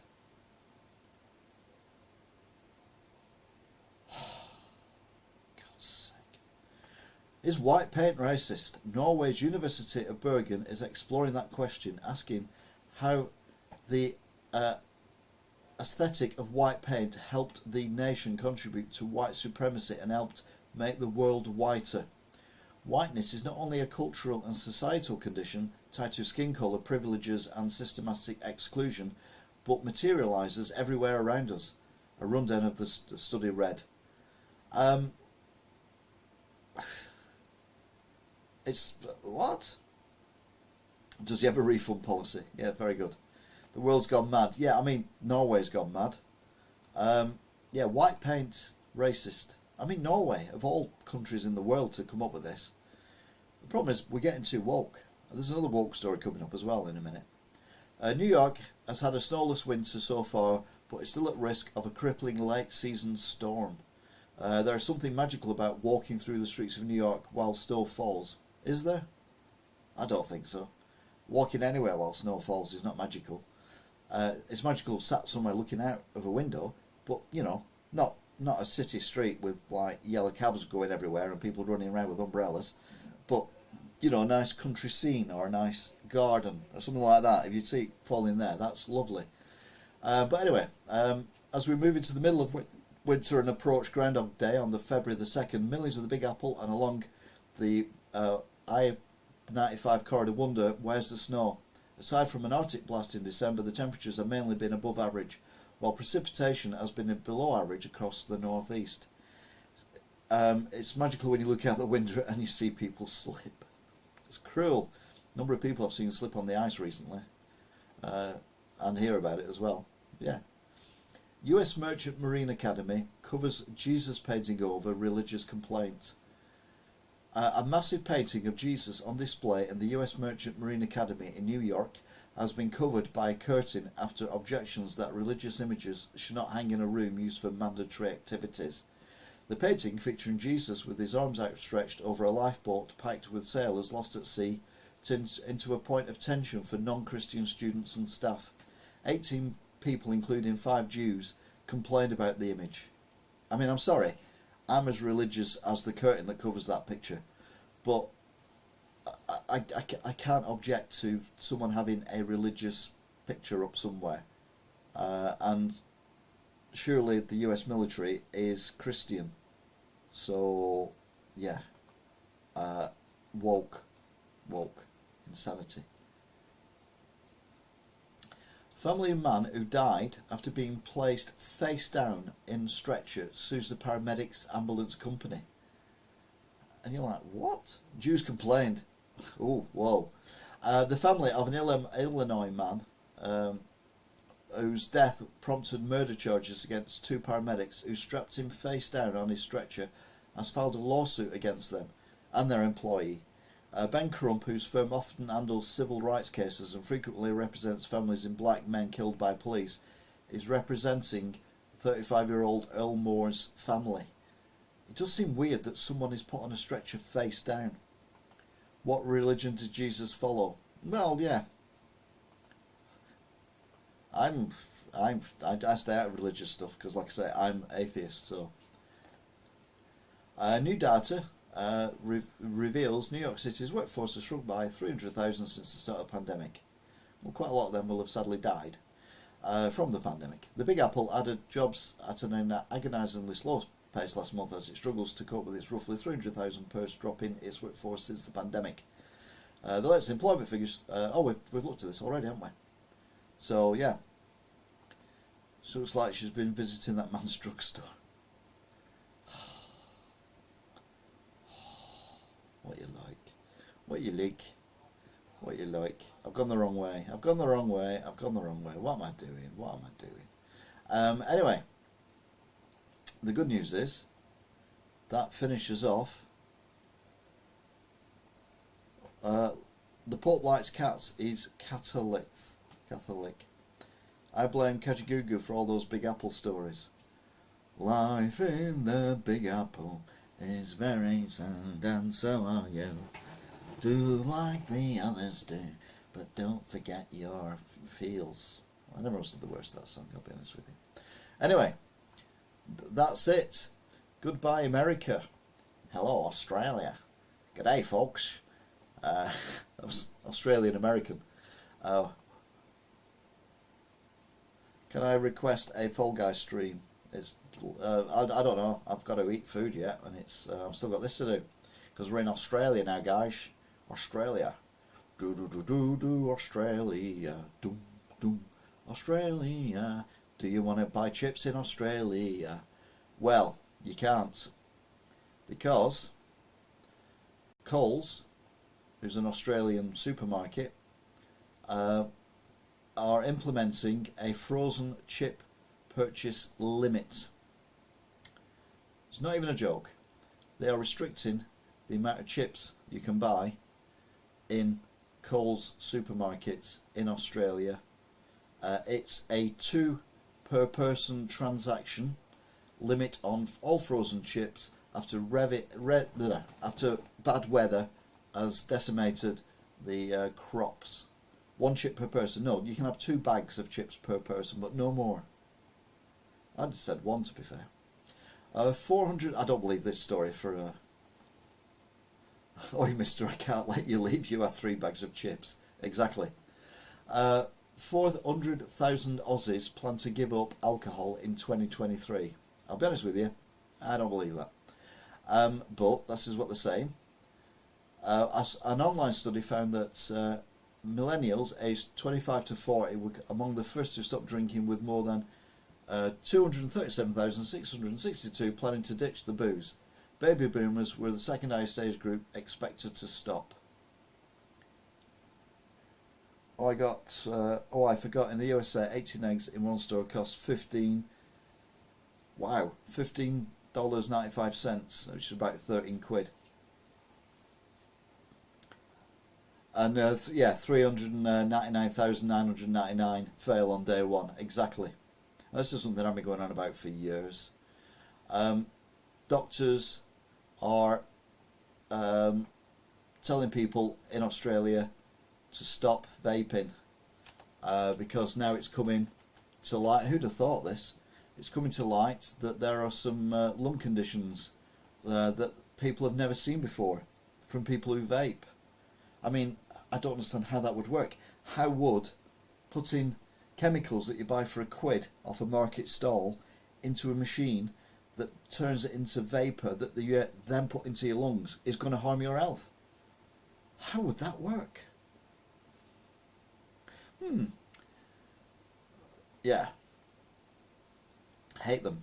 I'll ban them from my shop permanently.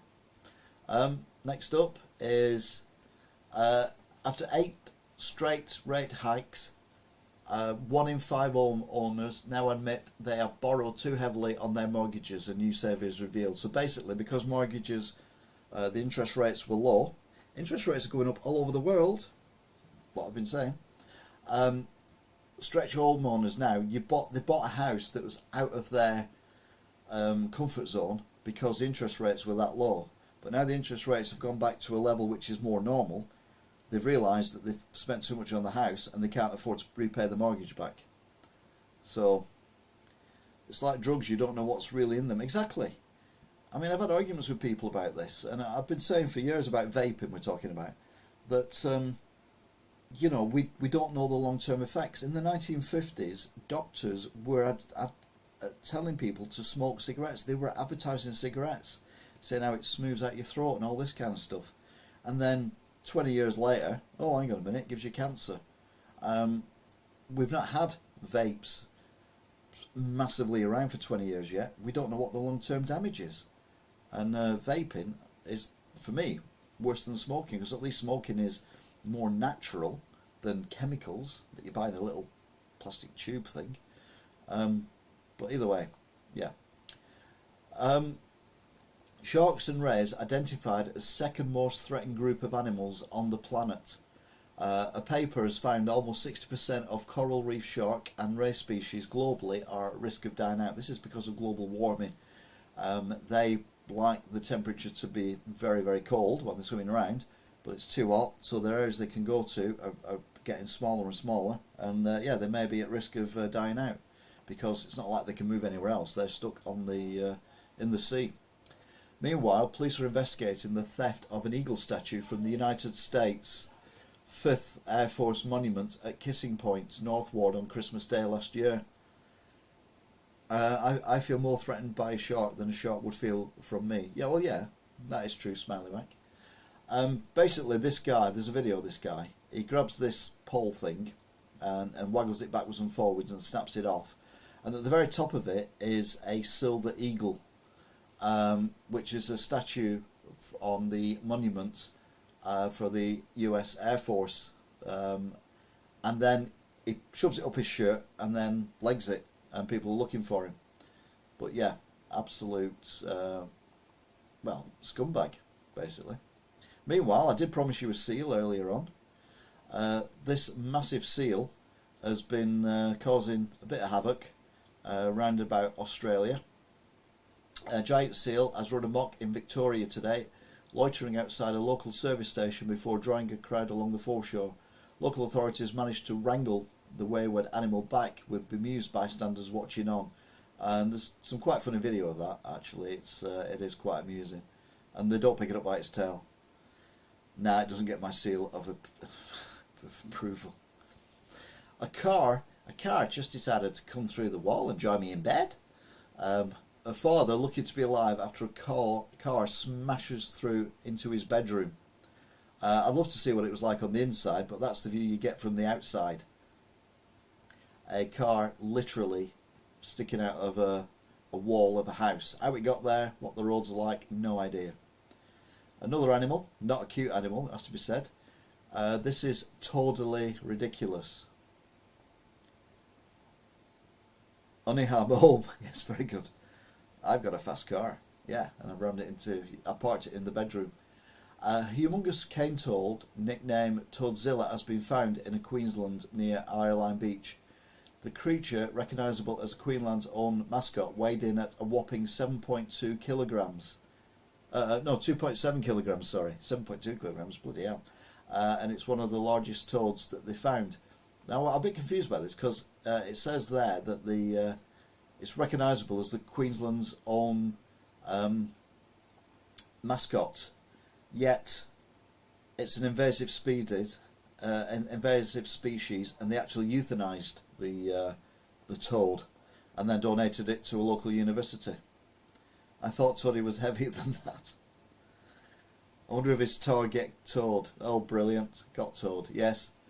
Power bills, this is Australia, remember, this is worldwide. Power bills remain stubbornly high for households and businesses almost a month after the federal government's cap on gas prices took effect. The Treasury insists the new rules will deliver relief, but it won't happen overnight. How many times have I said this? This is a worldwide thing. It's not just in the United Kingdom. And there we go. Chris Hipkins to be New Zealand's next Prime Minister. I did say we get his name right at some point. Education Minister Chris Hipkins is set to become New Zealand's next Prime Minister after he was the only candidate to enter the race to replace Jacinda Ardern. Ardern shocked the nation and the world this week when she announced she was resigning after 5.5 years as the New Zealand PM.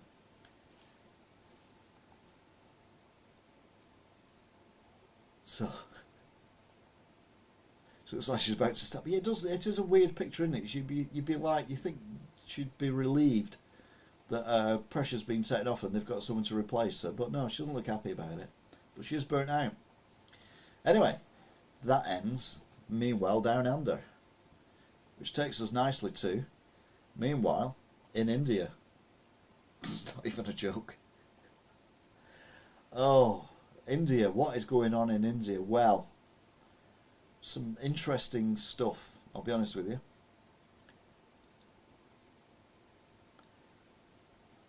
My phone is turned the right way again. Oh, good. US woman stabs university student multiple times for being Asian, and she's been arrested. Now this is reported in India. An 18-year-old university student in the United States was repeatedly stabbed in the head on a public bus by an elderly woman for being Asian. Gotta be said, the Americans are so understanding, and yeah, I'm talking rubbish, aren't I?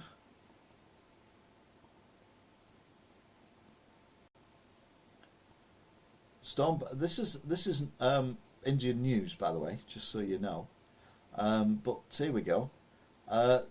Storm battered Californian lashed by fresh rain, snow and wind. 23,000 people face power outage. Fresh rain in California continued to batter the state as it experienced more wind and snow. A backcountry avalanche warning was issued for the Central Sierra, including the Great Lake Tiara. At least it wasn't a gum. No, you're right. It wasn't a gum. It was a knife. China sees 60,000 COVID deaths in 30 days. Says emergency hospitalizations have peaked. Chinese authorities reported nearly 60,000 COVID-related deaths at hospitals across the country since the end of the strict pandemic restrictions in December. China has been criticised globally for underreporting COVID-19 deaths. You think America would report this, but no, they talk about Donald getting nothing in a will. That is true, to be fair. Also, Romanian prosecutors take away luxury car seized in Andrew Tate's case. So again, that's making news in even India. China reports huge rise in COVID-related deaths after data criticism. Yeah, they've got billions of people in China, and they're saying only 60,000 people have died from COVID since they changed their rules. It's like, no, definitely more than that. Caught on cam, man on his bike snatches elderly woman's gold chain. This is in India. A 60-year-old woman suffered bruises on her neck after a bike-borne man snatched her gold chain and sped away. Now, this is what was going on in London for a while, and New York as well, with mopeds nicking mobile phones from people's hands and other bags and stuff like that, and then riding off on the moped. So it's made its way to India now. Drop the salt. Yes. Yellow alert, Delhi, over cold wave. Dense fog for 6 days. Temperature likely to drop to 3 degrees. My simple heart, my simple heart can just not wait. And my simple heart will always love you. In India, the Indian Meteorological Department has yellow alert for Delhi's for the next 6 days. The alert for the first 3 days over an expected cold wave. Dense fog is likely over the next 3 days, and temperatures could also dip again to 3 degrees. Good luck with him getting away. He might hit the light traffic. Yeah, good point in India. That's probably why he's on a moped. We were looking at the traffic last week, weren't we? Romanian authorities probing human trafficking case against Andrew Tate, says $3.95 million worth of goods and money from Andrew Tate. Good. Very good. Bull knocks man to ground during a race over fire in Karnataka's Maida. One person was injured after being knocked to the ground by a bull during a traditional bull race. There are bulls. You know, in Spain they do this bull run thing. Well, in India, they dress the bulls up, as you can see, very prettily, and then the bulls race down a course and jump over bales of straw that are on fire. And one person was injured. It's a miracle. Only one person was injured. This is pure bull. And I thought they worship bulls. That's what I don't get. Anyway. Dense fog reduces visibility in Delhi. Several flights and 6 trains delayed. A total of 6 trains and several flights in the Delhi NCR region were delayed on Wednesday morning after dense layer of fog shrouded the national capital. While some homeless people complained that authorities did not help, others said that the facilities were not being used. But yeah. And then, the world's oldest person, French nun, Sister Andre, dies aged 118. 6 trains. They were only delayed, they weren't cancelled. But I don't know why you delay trains, because trains are on tracks. It's not like you're steering them or anything. The world's oldest known person, French nun Lucy Randon, also known as Sister Andre, has died at the age of 118. Now, is that the world's oldest person at the time, or is that the world's oldest person that's ever lived as far as we're aware? But either way, Very impressive, 118. And she said it was it eating cheese and having some wine every day is what made her live so long. Billy Shears. Good evening, loving your weekly roundup. It's better than Sky's press preview. Yeah, I stopped watching Sky's press preview a long while ago, I'll be honest. I used to enjoy it, but it's a lot longer this as well. We're already 2 hours and 15 minutes into this one. So yeah, not long left now. 50% of truck drivers in India have compromised vision. What? So 50% of professional truck drivers in India have got eye problems. I mean, apart from the actual... You alright?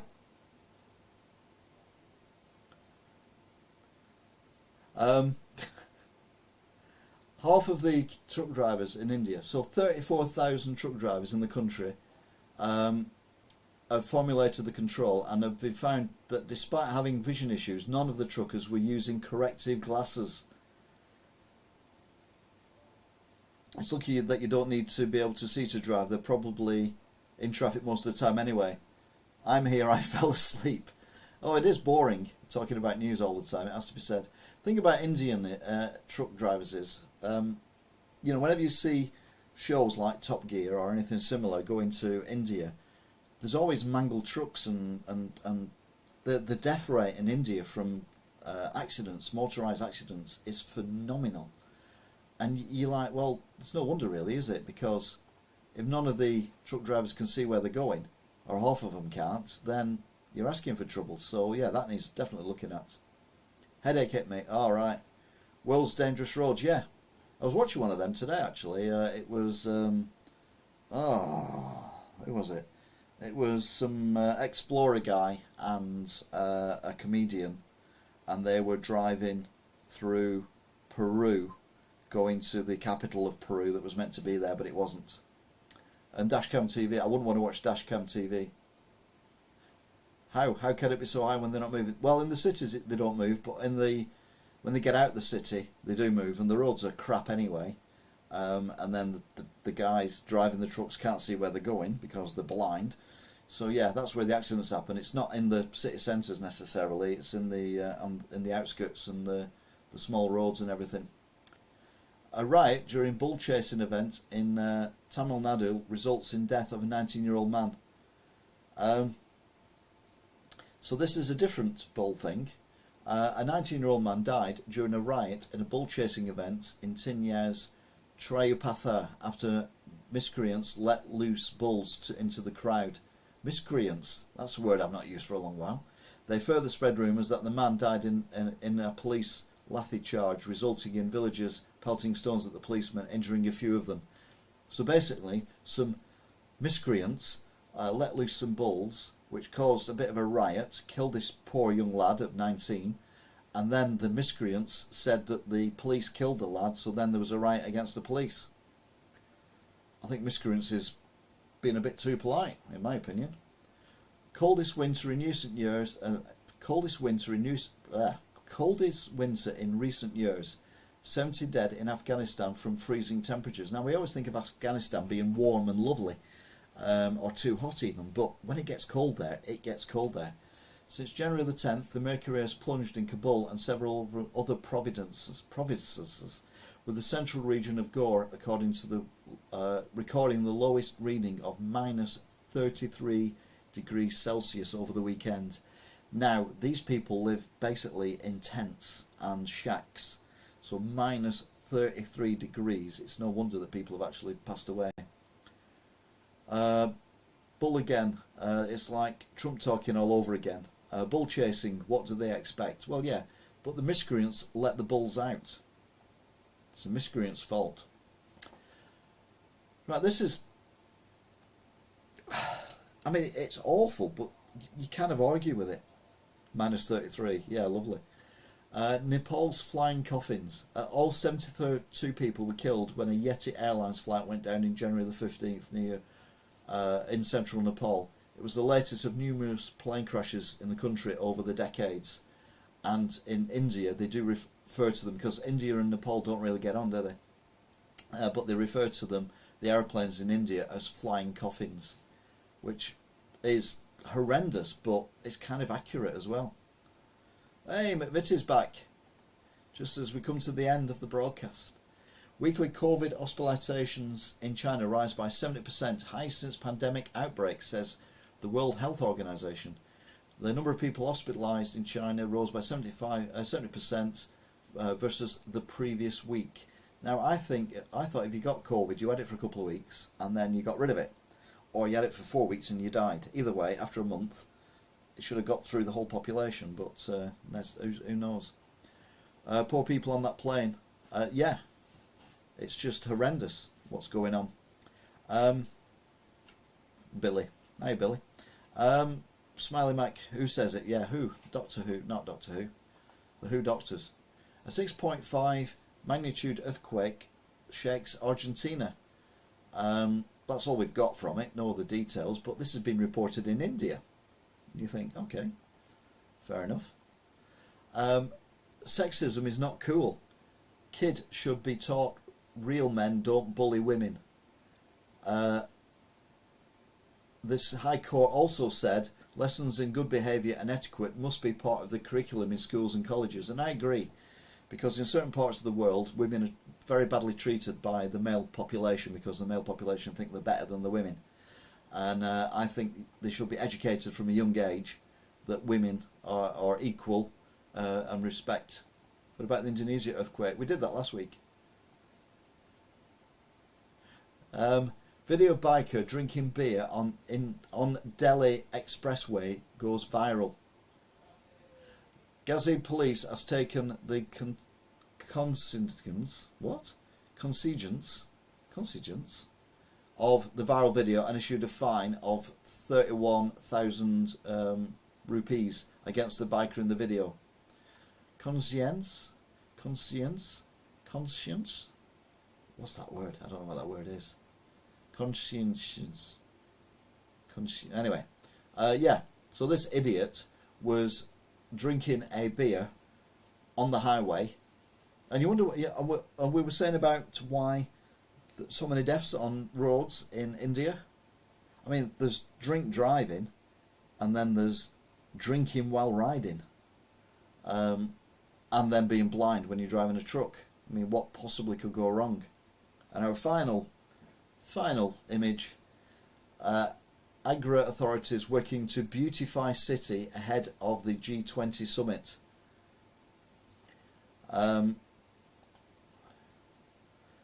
So basically what this is they've got electrified buffers that you use in like school halls and offices and things like that to polish floors, and they are using them outside, electrified, so they're actually cleaning the cobbles, glorifying it, making it look beautiful, beautifying it, for the G20 summit, with live electric cables going across where they've gone with the wet water.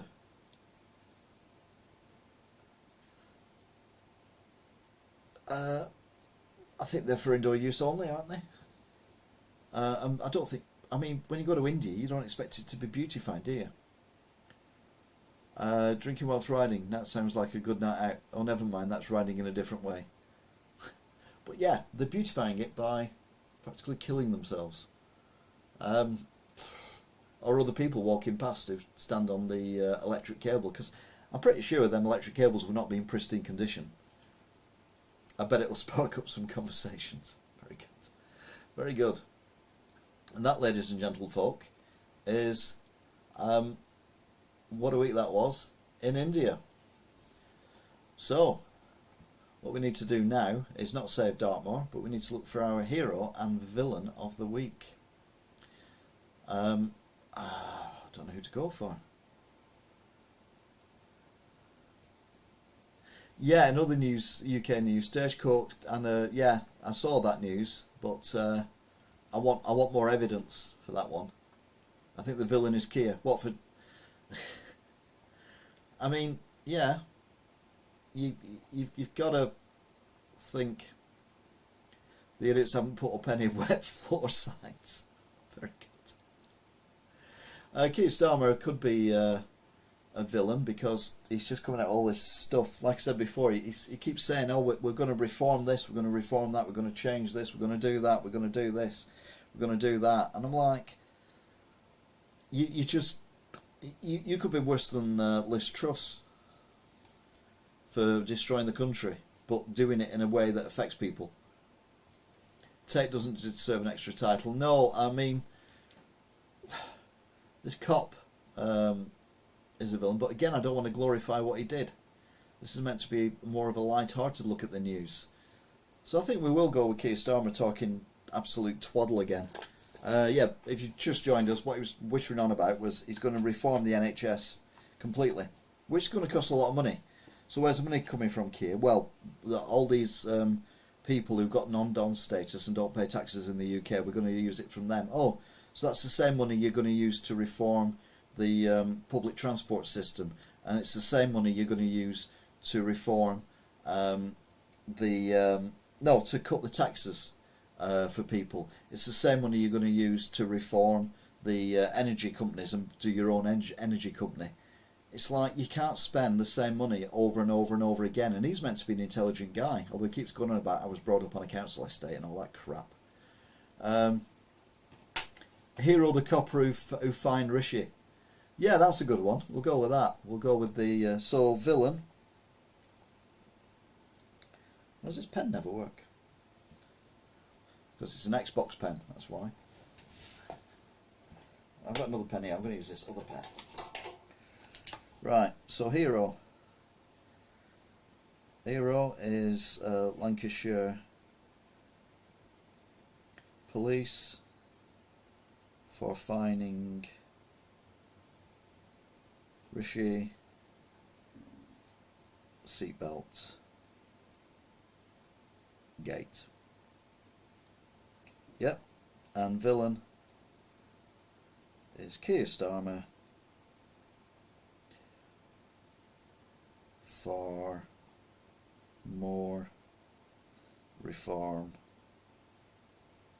nonsense. You can only spend money once. I wouldn't vote, Billy. I would not vote for Keir Starmer. I'm of the opinion at the moment, the better the devil you know. I mean, ideally we want a new party to come out of nowhere that actually talks sense. But that's not going to happen. So yeah, I would personally still vote Tory. Even though they're a bunch of absolute loons. But at least we know how bad they are. Whereas Keir gets in, and all this absolute... Oh, God. I mean, we don't necessarily know what he's going to do anyway. I know it's a couple of years off. Elder for PM. Yeah, I'll be the PM. I'll take over the... I'll be the... I tell you what, Sonny, I'll just be the president of the world. I'll just declare myself president of the whole planet, and I'll just sort everyone out. I'll let women go to university in Afghanistan. I'll get Putin's power taken away from him. I'll put laser cannons up on the British motorways so anyone hogging the middle lane just gets obliterated. Yeah, maybe don't make me into the president of the world. I'd go. I'd take it too far. Elder for world domination.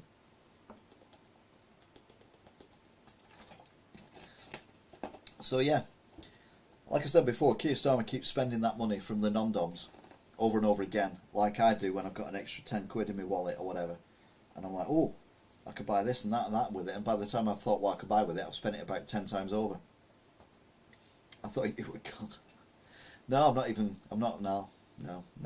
not. I'm not even good. No, mind God. Good God. That's what I did there. But yeah, I think that's it. We could have a loser of the week.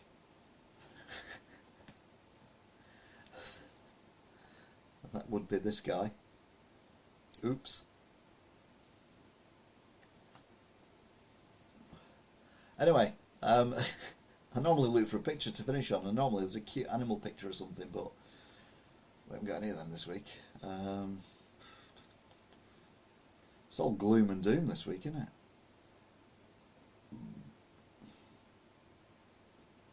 Let's put the PM of New Zealand up as the last picture. The seal was cute, yeah, but the seal's in Australia, and obviously said that she's from New Zealand, so what do I know? And the frog, the toad was not cute. The toad was a big massive thingamabob. Rolling rat again. But I constipated. Anyway, that is it for this week. Thank you very much for the numerous people talking. We've had a chat stream of 2, which is good. Chat rate of 2. We've had 64 viewers. Average view is 14 minutes and 30 seconds. Most people, to be fair, will be on for about 1 second. Think, what is this guy talking about? And then move on somewhere else. But that's good. We've had 2 likes as well. So thank you, Smiley Mac, who's been here from the start. Carly Holmes, Angela O'Kane. Who else have we had in? Toff's TV. Welcome back, Toff. I've been shouting hi to you if you're watching. Hopefully you've seen them as well, so you've not been forgotten.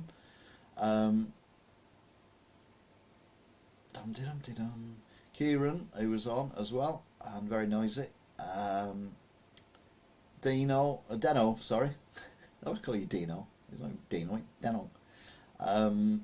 Blah blah blah. Carly, Simon, Toffs, Angela, Carly, Angela, Toff, Carly, Angela, Smiley, Carly, Deno, Smiley, Toff, Smiley, Toff, Smiley, Deno, Carly, Smiley, Carly, Smiley, Toff, Angela again, Deno, Carly, Smiley, Smiley, Toff. We did get some extra people in. There's been a lot of chat this week, it's got to be said, and I do like that. Chat rate's now 6, which is even better.